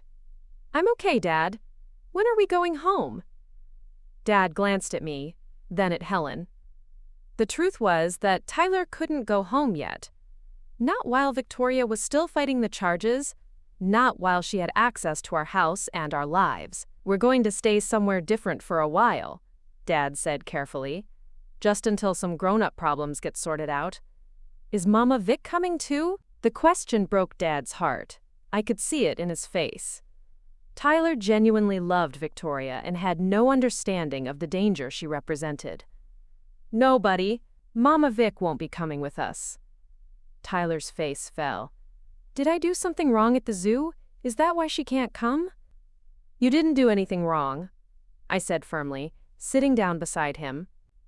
"Sometimes adults make decisions that hurt kids, even when the kids don't understand why." Tyler nodded solemnly, accepting the explanation even though it couldn't possibly make complete sense to him. Helen pulled Dad and me aside for a private conversation. "The trust has residential facilities on the preserve property," she explained. "Apartments for staff members and their families. There's space for you to stay there while the legal proceedings continue." "For how long?" Dad asked. "Victoria's trial could take months. And even after she's convicted, there might be appeals, parole hearings, other complications. The trust is prepared to provide housing and security for as long as necessary." Dad looked overwhelmed by the idea of uprooting his life entirely. "My construction company, my employees, my contracts." "The trust can provide financial support during the transition," Helen said. Samuel anticipated that protecting his family might require significant lifestyle changes. That evening, as we prepared to move to temporary housing on the reserve, I found myself thinking about Victoria's final words. Her claim that Uncle Samuel's money was somehow tainted, that his conservation work was a cover for illegal activities. I knew it wasn't true. I'd seen the operation firsthand now, met the people whose lives had been improved by Uncle Samuel's work. But Victoria's accusation bothered me because it represented her final attempt to poison our victory. Even facing defeat, she was trying to plant seeds of doubt that might grow over time. She wanted us to question whether we deserved the protection Uncle Samuel had provided, whether our inheritance was somehow morally compromised. It was psychological warfare of the most sophisticated kind. Victoria understood that destroying someone's sense of worth was more damaging than any physical attack. But Uncle Samuel had prepared for that too. The letter he'd left for Dad included instructions for dealing with what he called guilt manipulation by hostile parties. "Don't let anyone convince you that protection is selfish," he'd written. "Don't let anyone tell you that survival makes you guilty of their crimes. The only thing you owe the world is to use what you've been given to make things better." As we drove toward our new temporary home on the preserve, Tyler fell asleep in the back seat. Dad was quiet, processing the day's revelations. And I was thinking about the responsibility Uncle Samuel had placed on my shoulders. I was now the primary beneficiary of a $12 million trust, the inheritor of a world-class conservation operation, and the guardian of Tyler's safety. At 15, I was being asked to step into an adult world of legal battles, financial management, and life-or-death decision-making. But Uncle Samuel had been right about one thing. I did have the strength to make difficult decisions when they needed to be made. I'd proven that by removing Tyler from danger, even when it meant destroying our family as we knew it. Victoria had underestimated me because I was young and quiet. She'd assumed I would be as easy to manipulate as Dad had been. But Uncle Samuel had seen something in me that she'd missed. He'd seen someone who would fight for what mattered, even when the odds seemed impossible. Someone who would preserve and protect, rather than exploit and destroy. Tomorrow, we would start building a new life on the preserve. Tyler would grow up surrounded by people dedicated to conservation and protection, rather than manipulation and greed. And Victoria would face justice for the crimes she'd thought she could hide forever. Uncle Samuel's final gift wasn't just financial security. It was the chance to live according to values that mattered, in a place where protection meant more than profit. The courtroom was smaller than I'd expected. Television shows had given me the impression that major legal battles happened in grand chambers with soaring ceilings and dramatic lighting. Instead, Judge Patricia Morrison presided over a windowless room with fluorescent fixtures and worn carpet that smelled faintly of coffee and old paper. Victoria entered wearing a navy suit that probably cost more than most people's cars. Her hair was pulled back in a conservative style, and she wore minimal makeup that made her look younger and more vulnerable.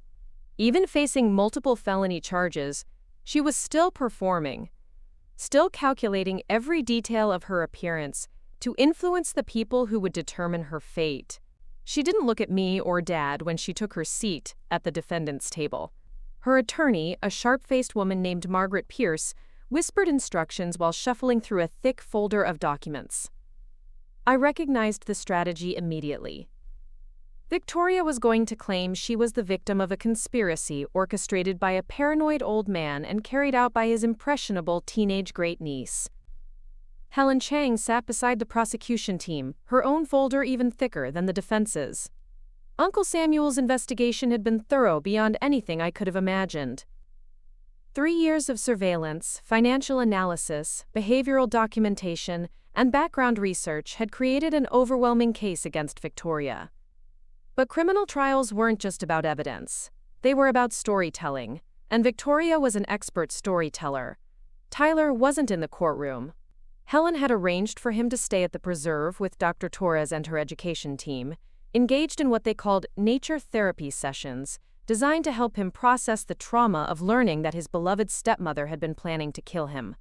Dad sat in the gallery behind the prosecution table, his face gray with exhaustion. The past month of living on the preserve while legal proceedings unfolded had aged him visibly. He'd been forced to confront not just Victoria's deception, but his own failure to protect his children from a predator who'd been living in their home. Judge Morrison called the court to order, and the prosecution began presenting their case. District Attorney Michael Santos had built his reputation on complex financial crimes, and he understood how to present Victoria's pattern of behavior in terms a jury could follow. He started with the timeline: Victoria's 4 marriages, the convenient deaths, the substantial insurance payouts that followed each tragedy. He showed the jury photographs of her previous husbands, successful men who thought they were finding love and partnership in their later years.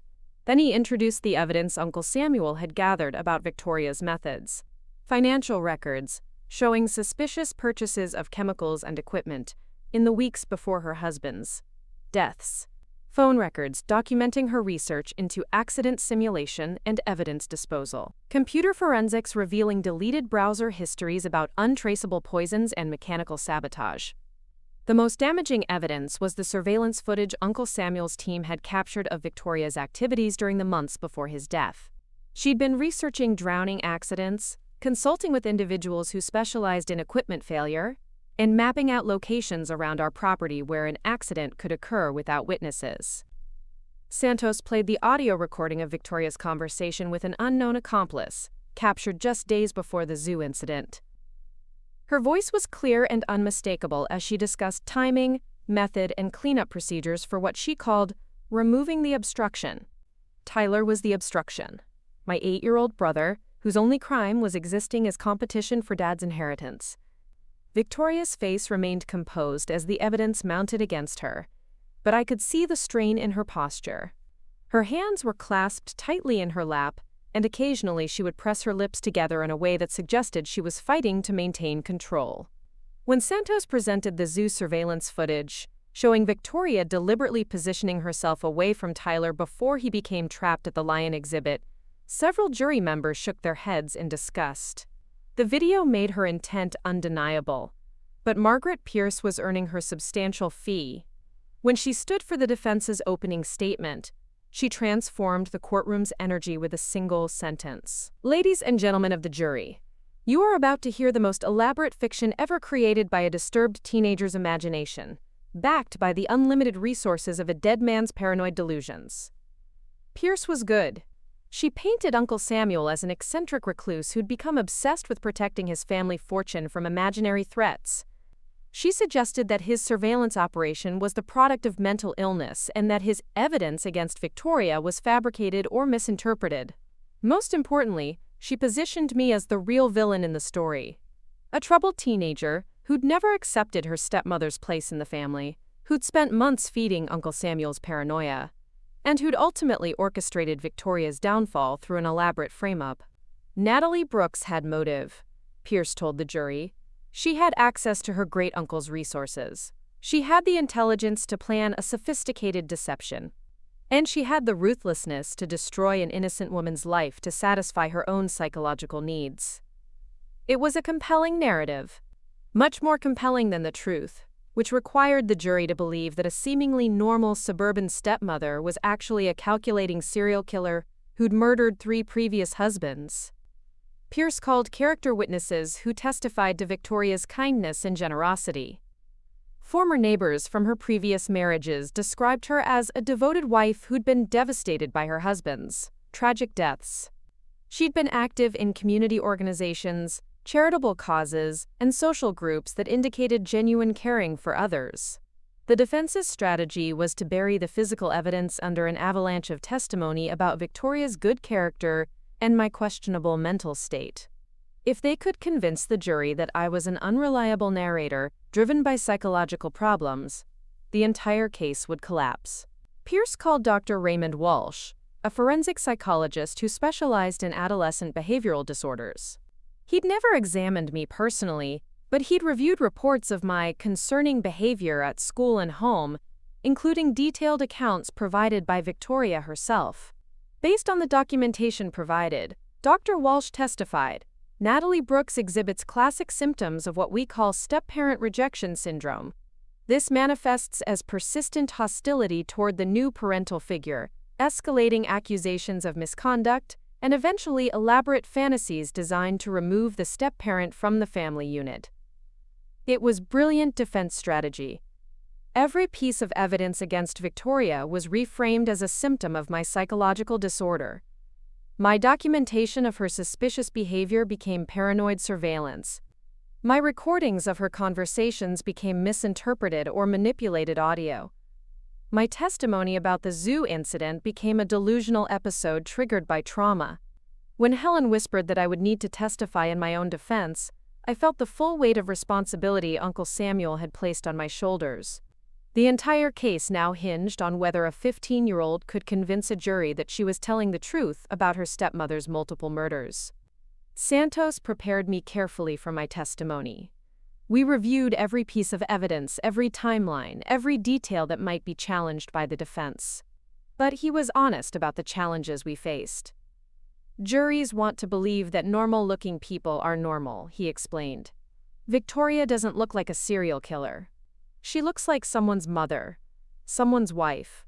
You, on the other hand, fit the profile of a troubled teenager who might fabricate stories for attention. The courtroom was packed when I took the witness stand. Local media had picked up the story of the teenage girl who'd exposed her stepmother's murder spree, and public interest was intense. But I tried to focus only on the jury, 12 ordinary people who would decide whether justice prevailed or whether Victoria's manipulation succeeded one final time. Santos led me through my testimony systematically. I described Victoria's arrival in our family, her gradual isolation of Tyler and me from Dad, her subtle undermining of our relationships and opportunities. I explained how I'd begun documenting her behavior, not because I suspected murder, but because I sensed something fundamentally wrong with her treatment of us. When we reached the zoo incident, I walked the jury through every detail: Victoria's positioning, her text messages, her deliberate abandonment of Tyler at a dangerous exhibit. I played the audio recording I'd made of her contradictory statements to zoo security. "Why did you start recording conversations?" Santos asked. "Because Victoria was very careful to only reveal her true intentions when she thought no one could prove what she'd said. I needed evidence that couldn't be dismissed as teenage imagination." Pierce's cross-examination was brutal. She attacked every aspect of my testimony, questioning my motives, my memory, and my mental stability. She suggested that I'd manipulated Uncle Samuel's grief and paranoia to turn him against Victoria. She implied that I'd fabricated evidence using sophisticated technology and unlimited financial resources. "Isn't it true, Miss Brooks, that you resented Victoria from the moment she married your father?" I was cautious about her, I replied carefully. My mother had died 2 years earlier. I wasn't ready for Dad to remarry. And when Victoria tried to build a relationship with you, you rejected her efforts? Her efforts weren't genuine. She was performing for Dad's benefit. How could you know that? Are you a mind reader, Miss Brooks? Pierce was trying to make me appear arrogant and delusional. But Uncle Samuel had prepared me for this type of attack too, through his letters and through Helen's coaching. I'm not a mind reader, I said, but I pay attention to patterns. Victoria's behavior toward Tyler and me was different when Dad was present versus when he was absent. That suggested her caring was calculated, rather than genuine. Or it suggests that teenagers are difficult to manage and require different approaches in different situations. Pierce spent hours attacking my credibility, my motives, and my evidence. She suggested that Uncle Samuel's investigation was the product of dementia-induced paranoia. She claimed that the surveillance footage had been manipulated using digital editing technology. She even argued that the audio recordings were created using artificial intelligence voice synthesis. It was an impressive defense, but it required the jury to believe that a 15-year-old had orchestrated an incredibly sophisticated conspiracy involving multiple professionals, advanced technology, and millions of dollars in resources. The breakthrough came when Santos called Crystal Martinez to testify. Victoria's former assistant had been found through Uncle Samuel's investigation, and her testimony provided crucial corroboration of Victoria's true character. Crystal had worked for Victoria during her marriage to husband number 3, the Florida real estate developer who drowned in his swimming pool. She'd been responsible for managing Victoria's schedule, correspondence, and financial arrangements. Victoria was very specific about what information I could share and what needed to remain confidential. Crystal testified. She had me research things like insurance policy terms, accident liability, and estate settlement procedures. At the time, I thought she was just being thorough about financial planning. Santos showed Crystal a series of documents from Victoria's files. Research into pool maintenance chemicals, consultations with diving instructors about underwater equipment failures, and detailed maps of the property showing sight lines from neighboring houses. Did Ms. Ashford ever discuss her husband's swimming abilities? She mentioned several times that Robert was an excellent swimmer, which made it ironic that he was so paranoid about water safety. She said he constantly worried about accidents that could never happen to someone with his skills. It was damning testimony. Victoria had been documenting her third husband's swimming expertise, while simultaneously researching methods to make his drowning appear accidental. Pierce tried to discredit Crystal's memory and suggest that her testimony was influenced by media coverage of the current case, but Crystal had kept detailed notes from her employment with Victoria, and those notes corroborated her testimony with specificity that couldn't be fabricated. The final piece of evidence was Victoria's financial records. Uncle Samuel's investigators had traced money flows that showed a clear pattern across all 4 of her marriages. Each time, she'd begin transferring assets into hidden accounts months before her husband's death. Each time, she'd prepared escape plans that would allow her to disappear quickly if suspicion arose. Most tellingly, she'd already begun the same process with Dad's assets. Money had been moved into accounts she controlled, property deeds had been altered, and insurance beneficiaries had been changed. If Tyler's accident at the zoo had succeeded, Victoria would have been positioned to inherit everything and disappear before anyone could investigate the pattern.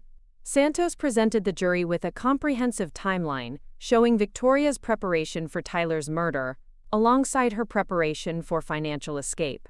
The evidence was overwhelming and undeniable. But Pierce wasn't finished. In her closing argument, she made one final attempt to convince the jury that appearances were deceiving. Ladies and gentlemen, the prosecution wants you to believe that this well-dressed, educated woman sitting before you is a monster who murders children for money. They want you to ignore the character witnesses who testified to her kindness and generosity. They want you to dismiss the possibility that a disturbed teenager might fabricate elaborate stories to destroy someone she hates. Pierce walked to the evidence table and picked up one of Uncle Samuel's surveillance photos showing Victoria researching accident simulation techniques. This photograph could show someone researching safety measures to protect her family. These financial records could show prudent estate planning. These audio recordings could show a woman defending herself against false accusations. The prosecution's entire case depends on your willingness to assume the worst possible interpretation of ambiguous evidence. It was Victoria's final gambit. If she couldn't prove her innocence, she would argue that reasonable doubt existed about the prosecution's interpretation of the evidence. But Santos's closing argument focused on the pattern that couldn't be explained away.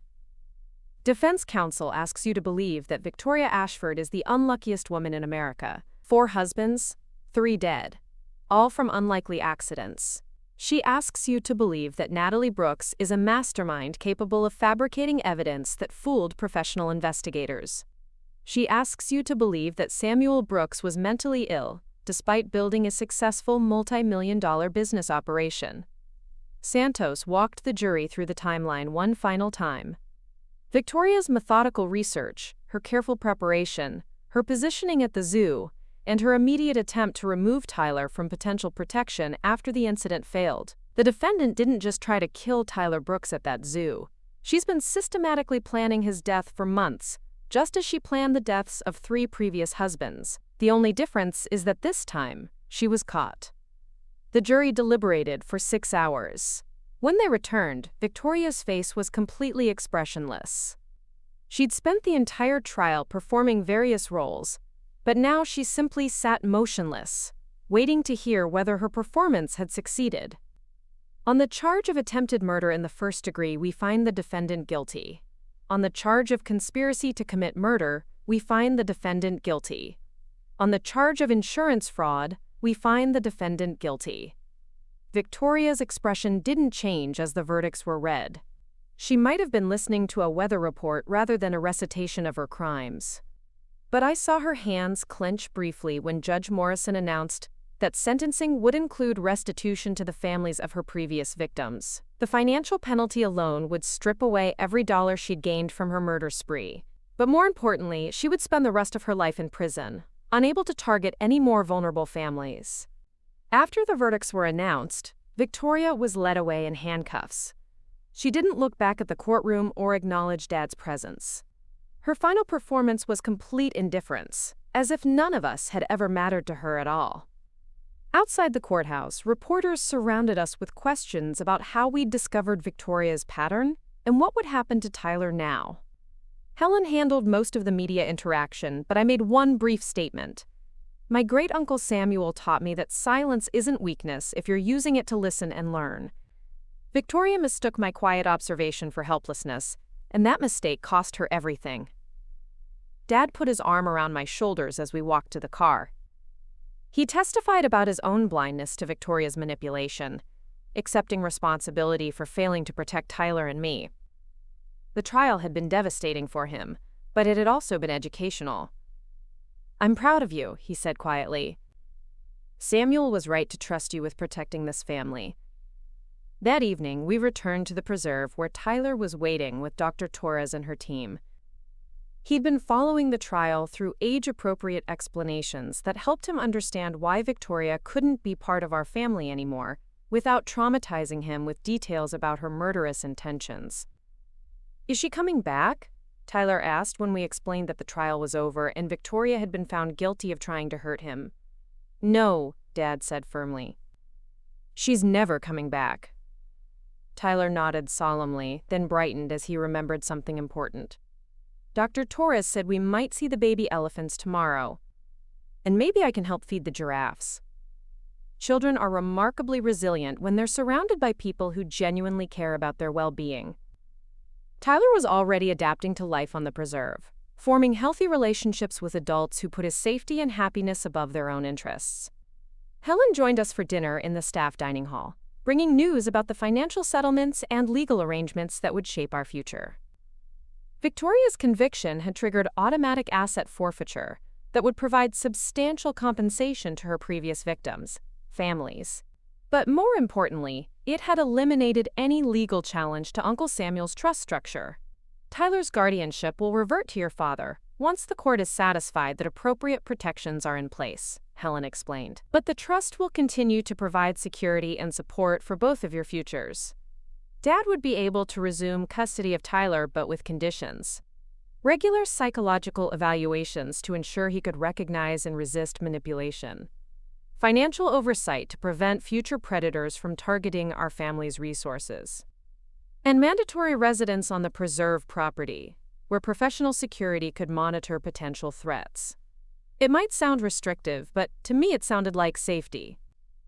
Uncle Samuel had created a place where we could live according to values that prioritized protection over profit, conservation over consumption, and genuine caring over calculated performance. As we walked through the preserve after dinner, I thought about Victoria's final attempt to poison our victory by claiming Uncle Samuel's money was somehow tainted. She'd been trying to plant doubt that might grow over time, making us question whether we deserve the protection he'd provided. But seeing the preserve in operation had eliminated those doubts completely. Uncle Samuel had built something beautiful and meaningful, something that protected vulnerable creatures and provided genuine purpose for the people who worked there. His legacy was the opposite of Victoria's predatory exploitation. Tyler ran ahead to look at the nocturnal animals beginning their evening activities. Dad walked beside me in comfortable silence, both of us processing the magnitude of what we'd survived. "I keep thinking about warning signs I missed," Dad said eventually. "Things that should have made me suspicious but didn't." "She was very good at what she did," I replied. "And you were grieving, Mom." Victoria exploited that vulnerability. "You weren't grieving any less than I was, but you saw through her." I thought about that observation. Why had I been suspicious of Victoria when Dad had been completely fooled by her performance? "Maybe because I didn't need her the way you did," I said finally. "You were looking for someone to help carry the burden of raising 2 kids alone." "I was just trying to protect Tyler from anyone who might hurt him." "And you succeeded," Dad said. "Even when I couldn't see the danger, you found a way to protect him." That night I sat in Uncle Samuel's old cabin, reading through more of his letters and journal entries. He'd left detailed instructions about managing the trust, maintaining the preserve, and protecting our family from future threats. But he'd also left something more personal. In his final letter to me, written just days before his death, he'd explained his real motivation for creating such elaborate protections. "Natalie," he'd written, "you remind me of myself at your age. Quiet, observant, more interested in understanding than being understood. People like us often get overlooked by the loud and ambitious, but that gives us an advantage. We see things others miss. We hear things others ignore. We understand motivations that others don't recognize. The world needs people like us to stand guard against predators like Victoria, not because we're stronger or smarter, but because we're paying attention when others are distracted by performance and manipulation. I've given you resources and protection, but your real strength comes from who you are, not what you own. Trust your instincts, protect what matters, and never apologize for being the person who sees clearly when others choose to look away." Uncle Samuel had understood something important about Victoria's type.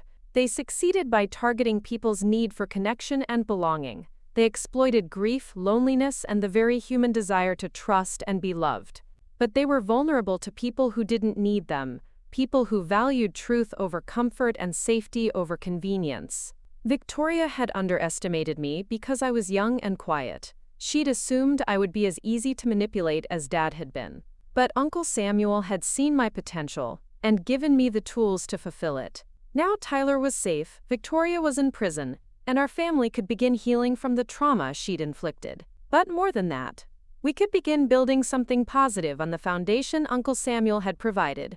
The preserve would continue protecting endangered species and providing meaningful work for people who shared its values. Tyler would grow up surrounded by genuine caring, rather than calculated manipulation, and I would continue learning how to use the resources Uncle Samuel had entrusted to me for protection and preservation, rather than exploitation. Victoria's final defeat wasn't just her conviction and imprisonment. It was the proof that predators could be stopped by people willing to pay attention, gather evidence, and take action when action was needed. Uncle Samuel's greatest gift wasn't money or property. It was the knowledge that quiet strength could triumph over loud manipulation, that careful preparation could defeat calculated cruelty, and that protecting what matters was worth any sacrifice required. 2 years after Victoria's conviction, I stood at the entrance of the Wildland Safari Reserve's newest addition, the Children's Safety Education Center. The building was designed to look welcoming rather than institutional. with large windows showcasing interactive displays about wildlife and conservation. But its real purpose was teaching kids how to recognize when adults in their lives might not have their best interests at heart. Tyler, now 10, was helping Dr. Torres set up an exhibit about animal behavior patterns. He'd grown taller and more confident since leaving Victoria's toxic influence behind, but he still carried some emotional scars from those early years. The education center was partly inspired by his experience, designed to help other children who might be living with predators disguised as caregivers. "Nat, come look at this," Tyler called, pointing to a display about how young animals learn to distinguish between protective adults and potential threats in their social groups.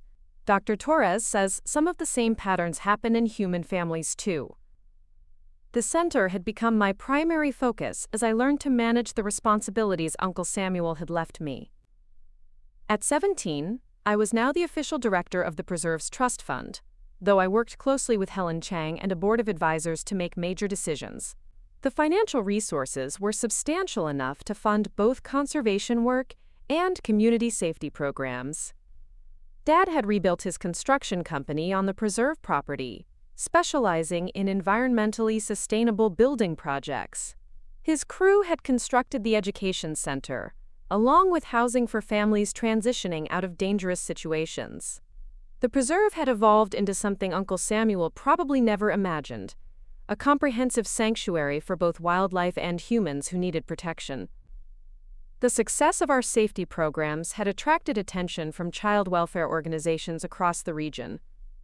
Social workers regularly brought groups of children to participate in workshops that taught them about healthy versus unhealthy relationship dynamics, using animal behavior as a safe metaphor for discussing difficult topics. Marcus Rivera, the former zoo security chief who'd handled Tyler's rescue, had joined our staff as Director of Family Safety Services.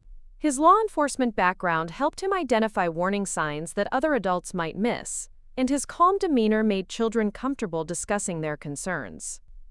"The key insight your family provided," Marcus told a group of visiting social workers, "is that predators often target families during vulnerable periods. Divorce, death, financial stress, medical crises. They position themselves as solutions to problems, which makes it harder for victims to recognize the manipulation."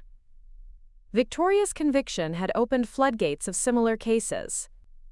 Her arrest led to renewed investigations of her previous husband's deaths, which in turn revealed patterns that helped law enforcement identify other predators using similar methods.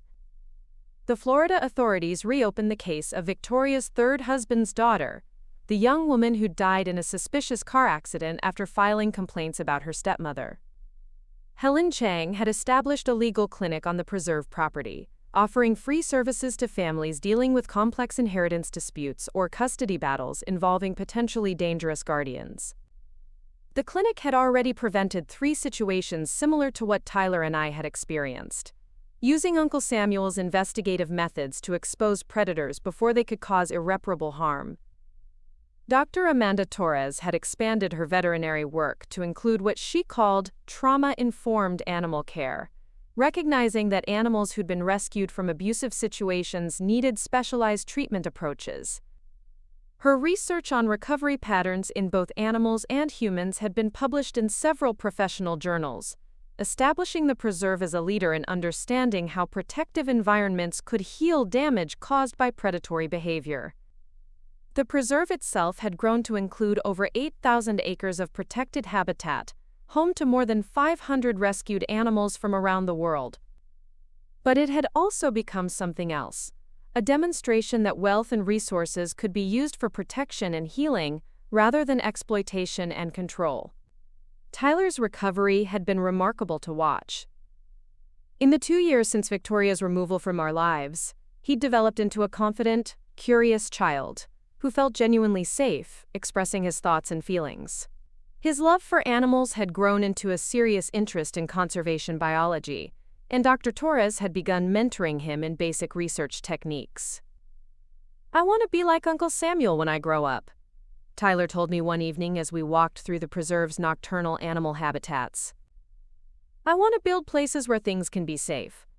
The sentiment captured something essential about what we'd learned from our experience with Victoria. Safety wasn't just about removing immediate threats.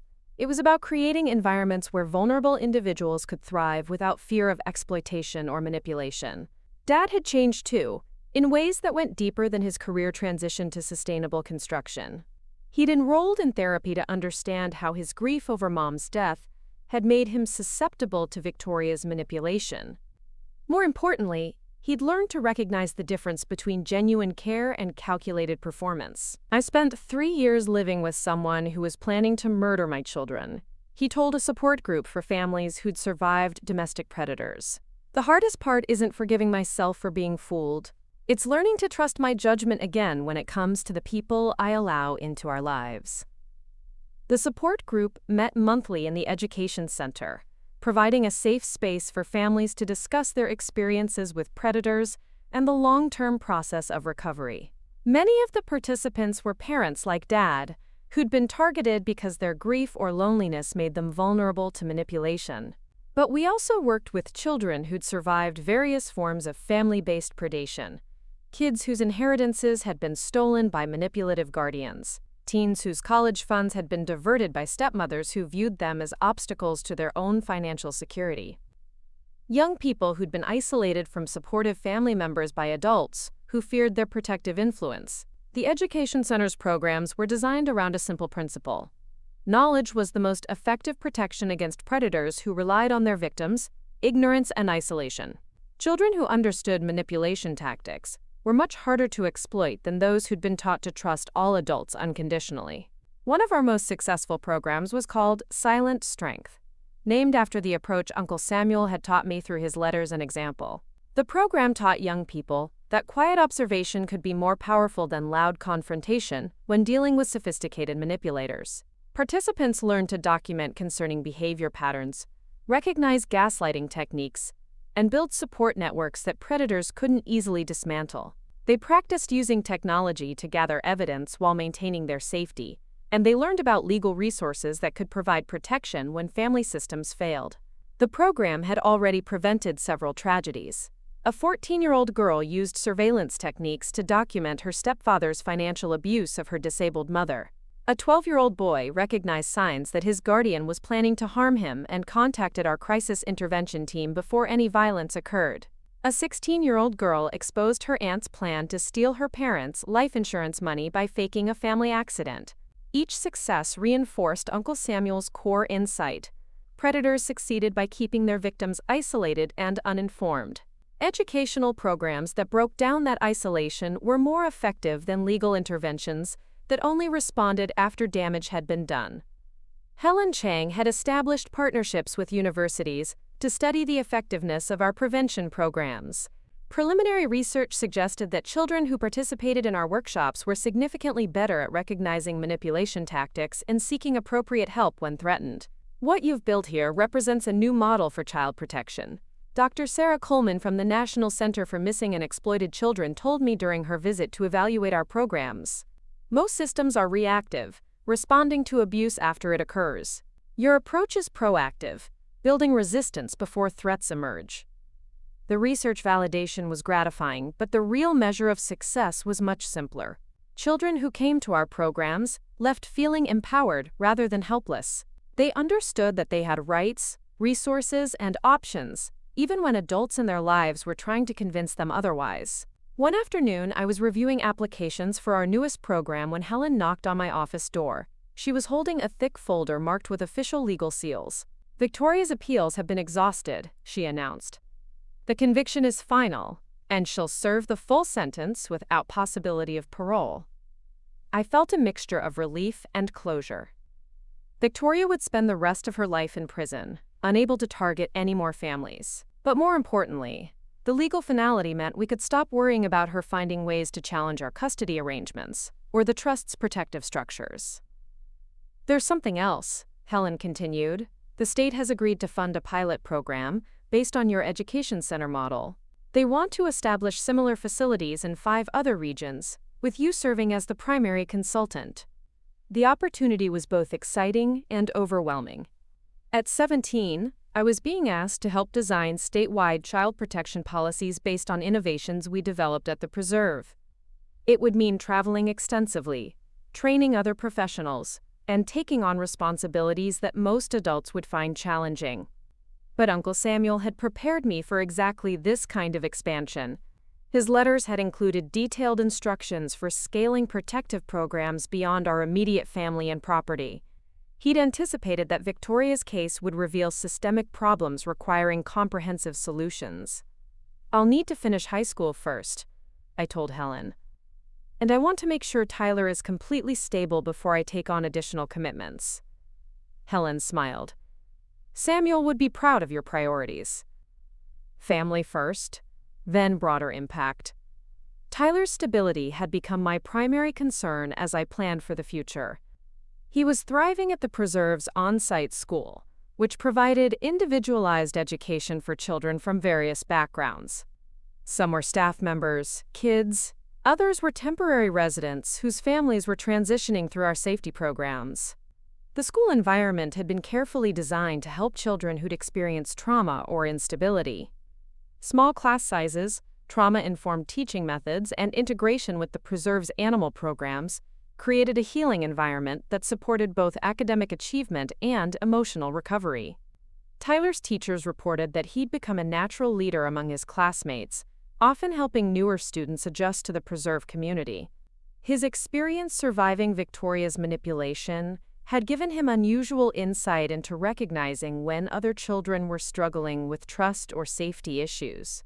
Tyler has remarkable emotional intelligence for his age. His primary teacher, Mrs. Jennifer Walsh, told Dad during a parent conference. "He seems to understand intuitively how to make other children feel safe and included." Dr. Torres had begun incorporating Tyler into her research on animal-assisted therapy for trauma survivors. His natural affinity for animals, combined with his own recovery experience, made him particularly effective at helping other children connect with the preserve's therapeutic programs. "Animals don't lie," Tyler explained to a group of younger children during one of Dr. Torres's workshops. "When they trust you, you can feel it. When they're scared, you can see it. It's not confusing like people sometimes are." His insight reflected hard-won wisdom about the difference between genuine emotional connection and manipulative performance. Victoria's deception had taught Tyler to value authenticity in ways that most children his age never needed to consider. The preserve's success had attracted visitors from around the world, including researchers studying innovative approaches to conservation and child protection. Our integration of wildlife preservation with family safety services had created a unique model that other organizations were eager to replicate. But the international attention also brought new challenges. Media requests, academic partnerships, and consulting opportunities required careful management to protect both our mission and our privacy. I'd learned to navigate these demands while maintaining focus on the local work that mattered most. One of the most meaningful developments was the establishment of the Samuel Brooks Memorial Fellowship, which provided funding for young people from dangerous family situations to attend college and pursue careers in conservation, social work, or related fields. The fellowship was designed to break cycles of exploitation by giving vulnerable youth the education and resources they needed to build independent, meaningful lives. Our first fellow was Maria Santos, whose inheritance had been stolen by a manipulative guardian before she escaped to our safety program. With fellowship support, she was studying wildlife biology and planning to establish her own protective sanctuary for endangered species in her home country. Uncle Samuel believed that education was the foundation of all other forms of protection. I told the fellowship selection committee. Maria represents exactly the kind of impact he hoped to achieve. The fellowship program also served as a career pipeline for the preserve itself. Several recipients had returned to work on our staff, bringing diverse perspectives and experiences that strengthened our programs. Their success demonstrated that protective intervention could transform potential victims into future protectors. As I approached my 18th birthday, I was preparing to assume full control of Uncle Samuel's trust and the expanding network of programs it supported. The transition would include taking over management of nearly $20 million in assets, along with responsibility for the preserve's 100-plus employees and thousands of annual program participants. Helen had arranged for extensive training in nonprofit management, financial oversight, and legal compliance. But she'd also emphasized that my real qualifications came from lived experience, rather than academic credentials. "You understand viscerally why this work matters," she told me. "That understanding will guide better decisions than any business school training could provide." The preserve had become more than Uncle Samuel could have imagined when he first started buying land to protect injured wildlife. It had evolved into a comprehensive demonstration of how resources could be used for protection rather than exploitation, healing rather than harm. Tyler's 10th birthday party was held in the preserve's main pavilion, surrounded by friends from the on-site school and staff members who'd become extended family. Instead of traditional gifts, guests brought donations to the Children's Safety Education Fund. Tyler had requested that his celebration contribute to programs that helped other kids recognize and escape dangerous situations. "I want other kids to be as safe as I am now," Tyler explained to the assembled group. "Not everyone has an Uncle Samuel to protect them, but maybe we can be like Uncle Samuel for somebody else." His words captured the essential spirit of what we'd built at the preserve. We weren't just maintaining Uncle Samuel's legacy. We were expanding it to provide protection and opportunity for people far beyond our immediate family. As the party continued around us, Dad and I stepped outside to watch the sunset over the preserve's vast expanse of protected habitat. 2 years after Victoria's conviction, our lives had stabilized into something that felt both safe and purposeful. "Do you ever wonder what would have happened if Victoria had succeeded?" Dad asked. I considered the question seriously. If Victoria's plan had worked, Tyler would have died in what appeared to be a tragic zoo accident. Dad would have been devastated by grief and guilt, making him even more dependent on Victoria's manipulation. Eventually, he probably would have suffered his own convenient accident, leaving Victoria with complete control of both his assets and Uncle Samuel's inheritance. "She would have won," I said simply.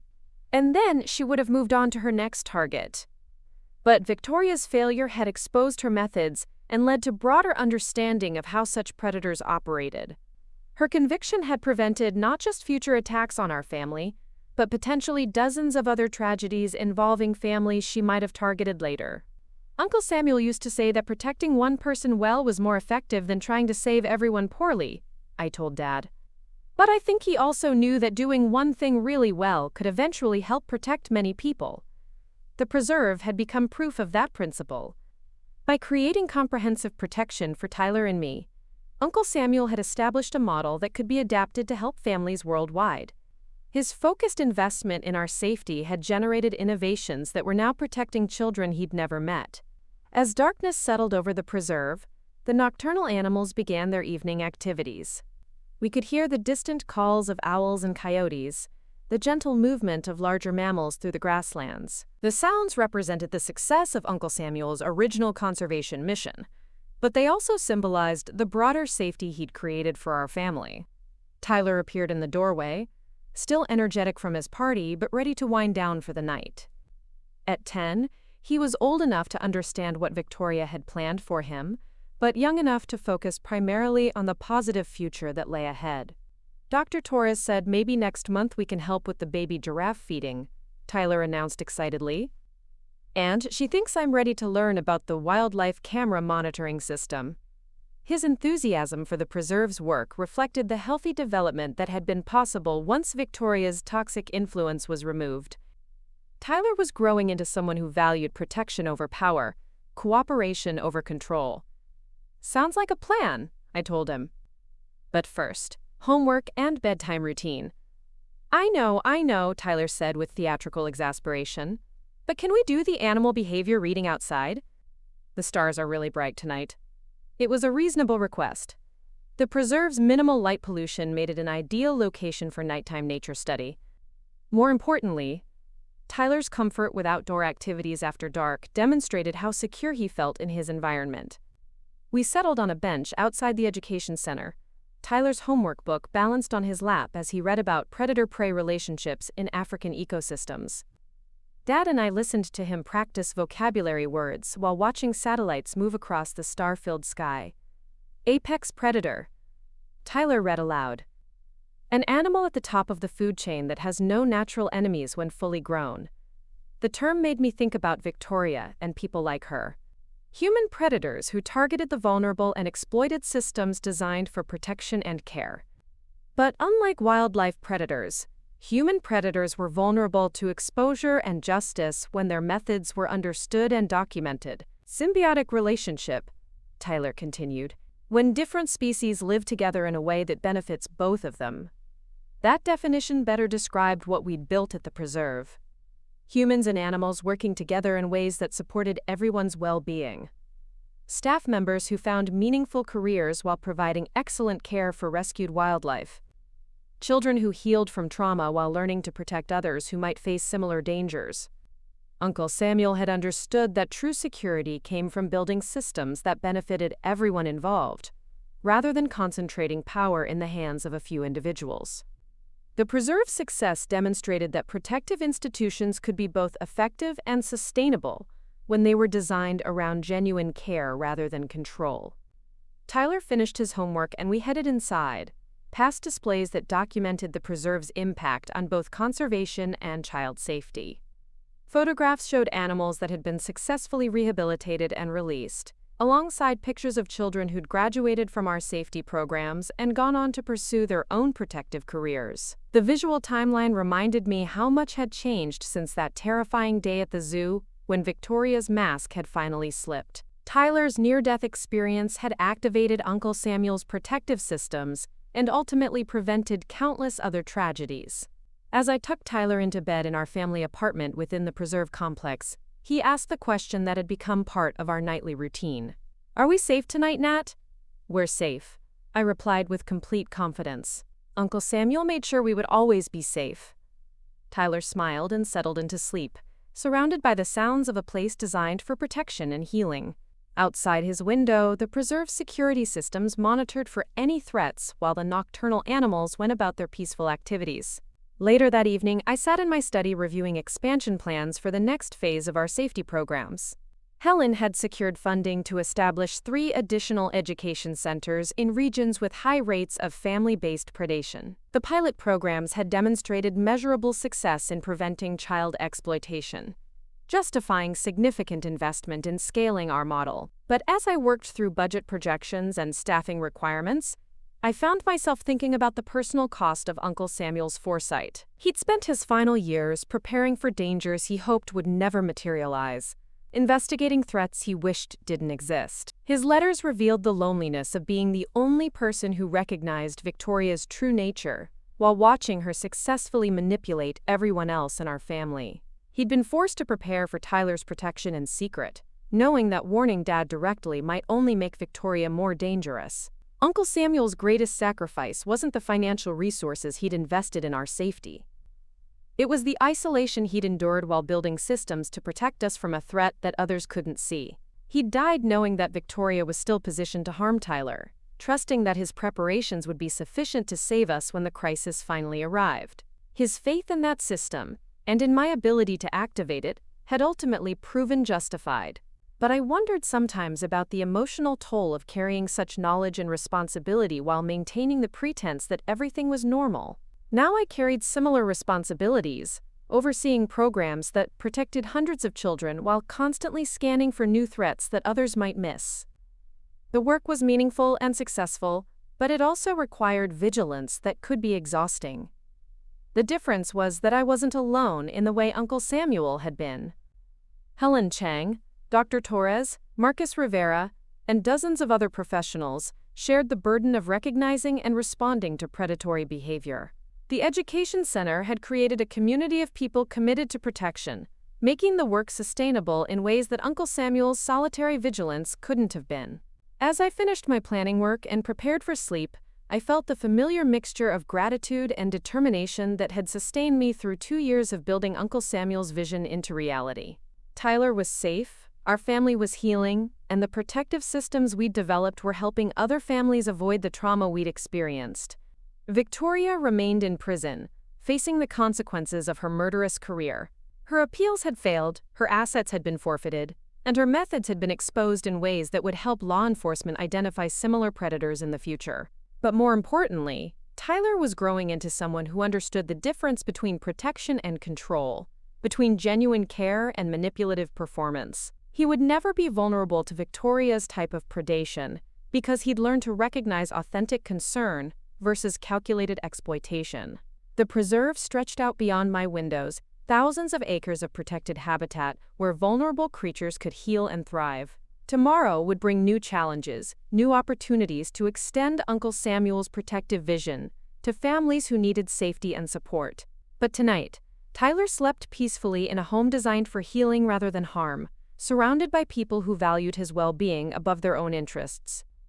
Uncle Samuel's greatest victory wasn't preventing Victoria from harming Tyler at the zoo.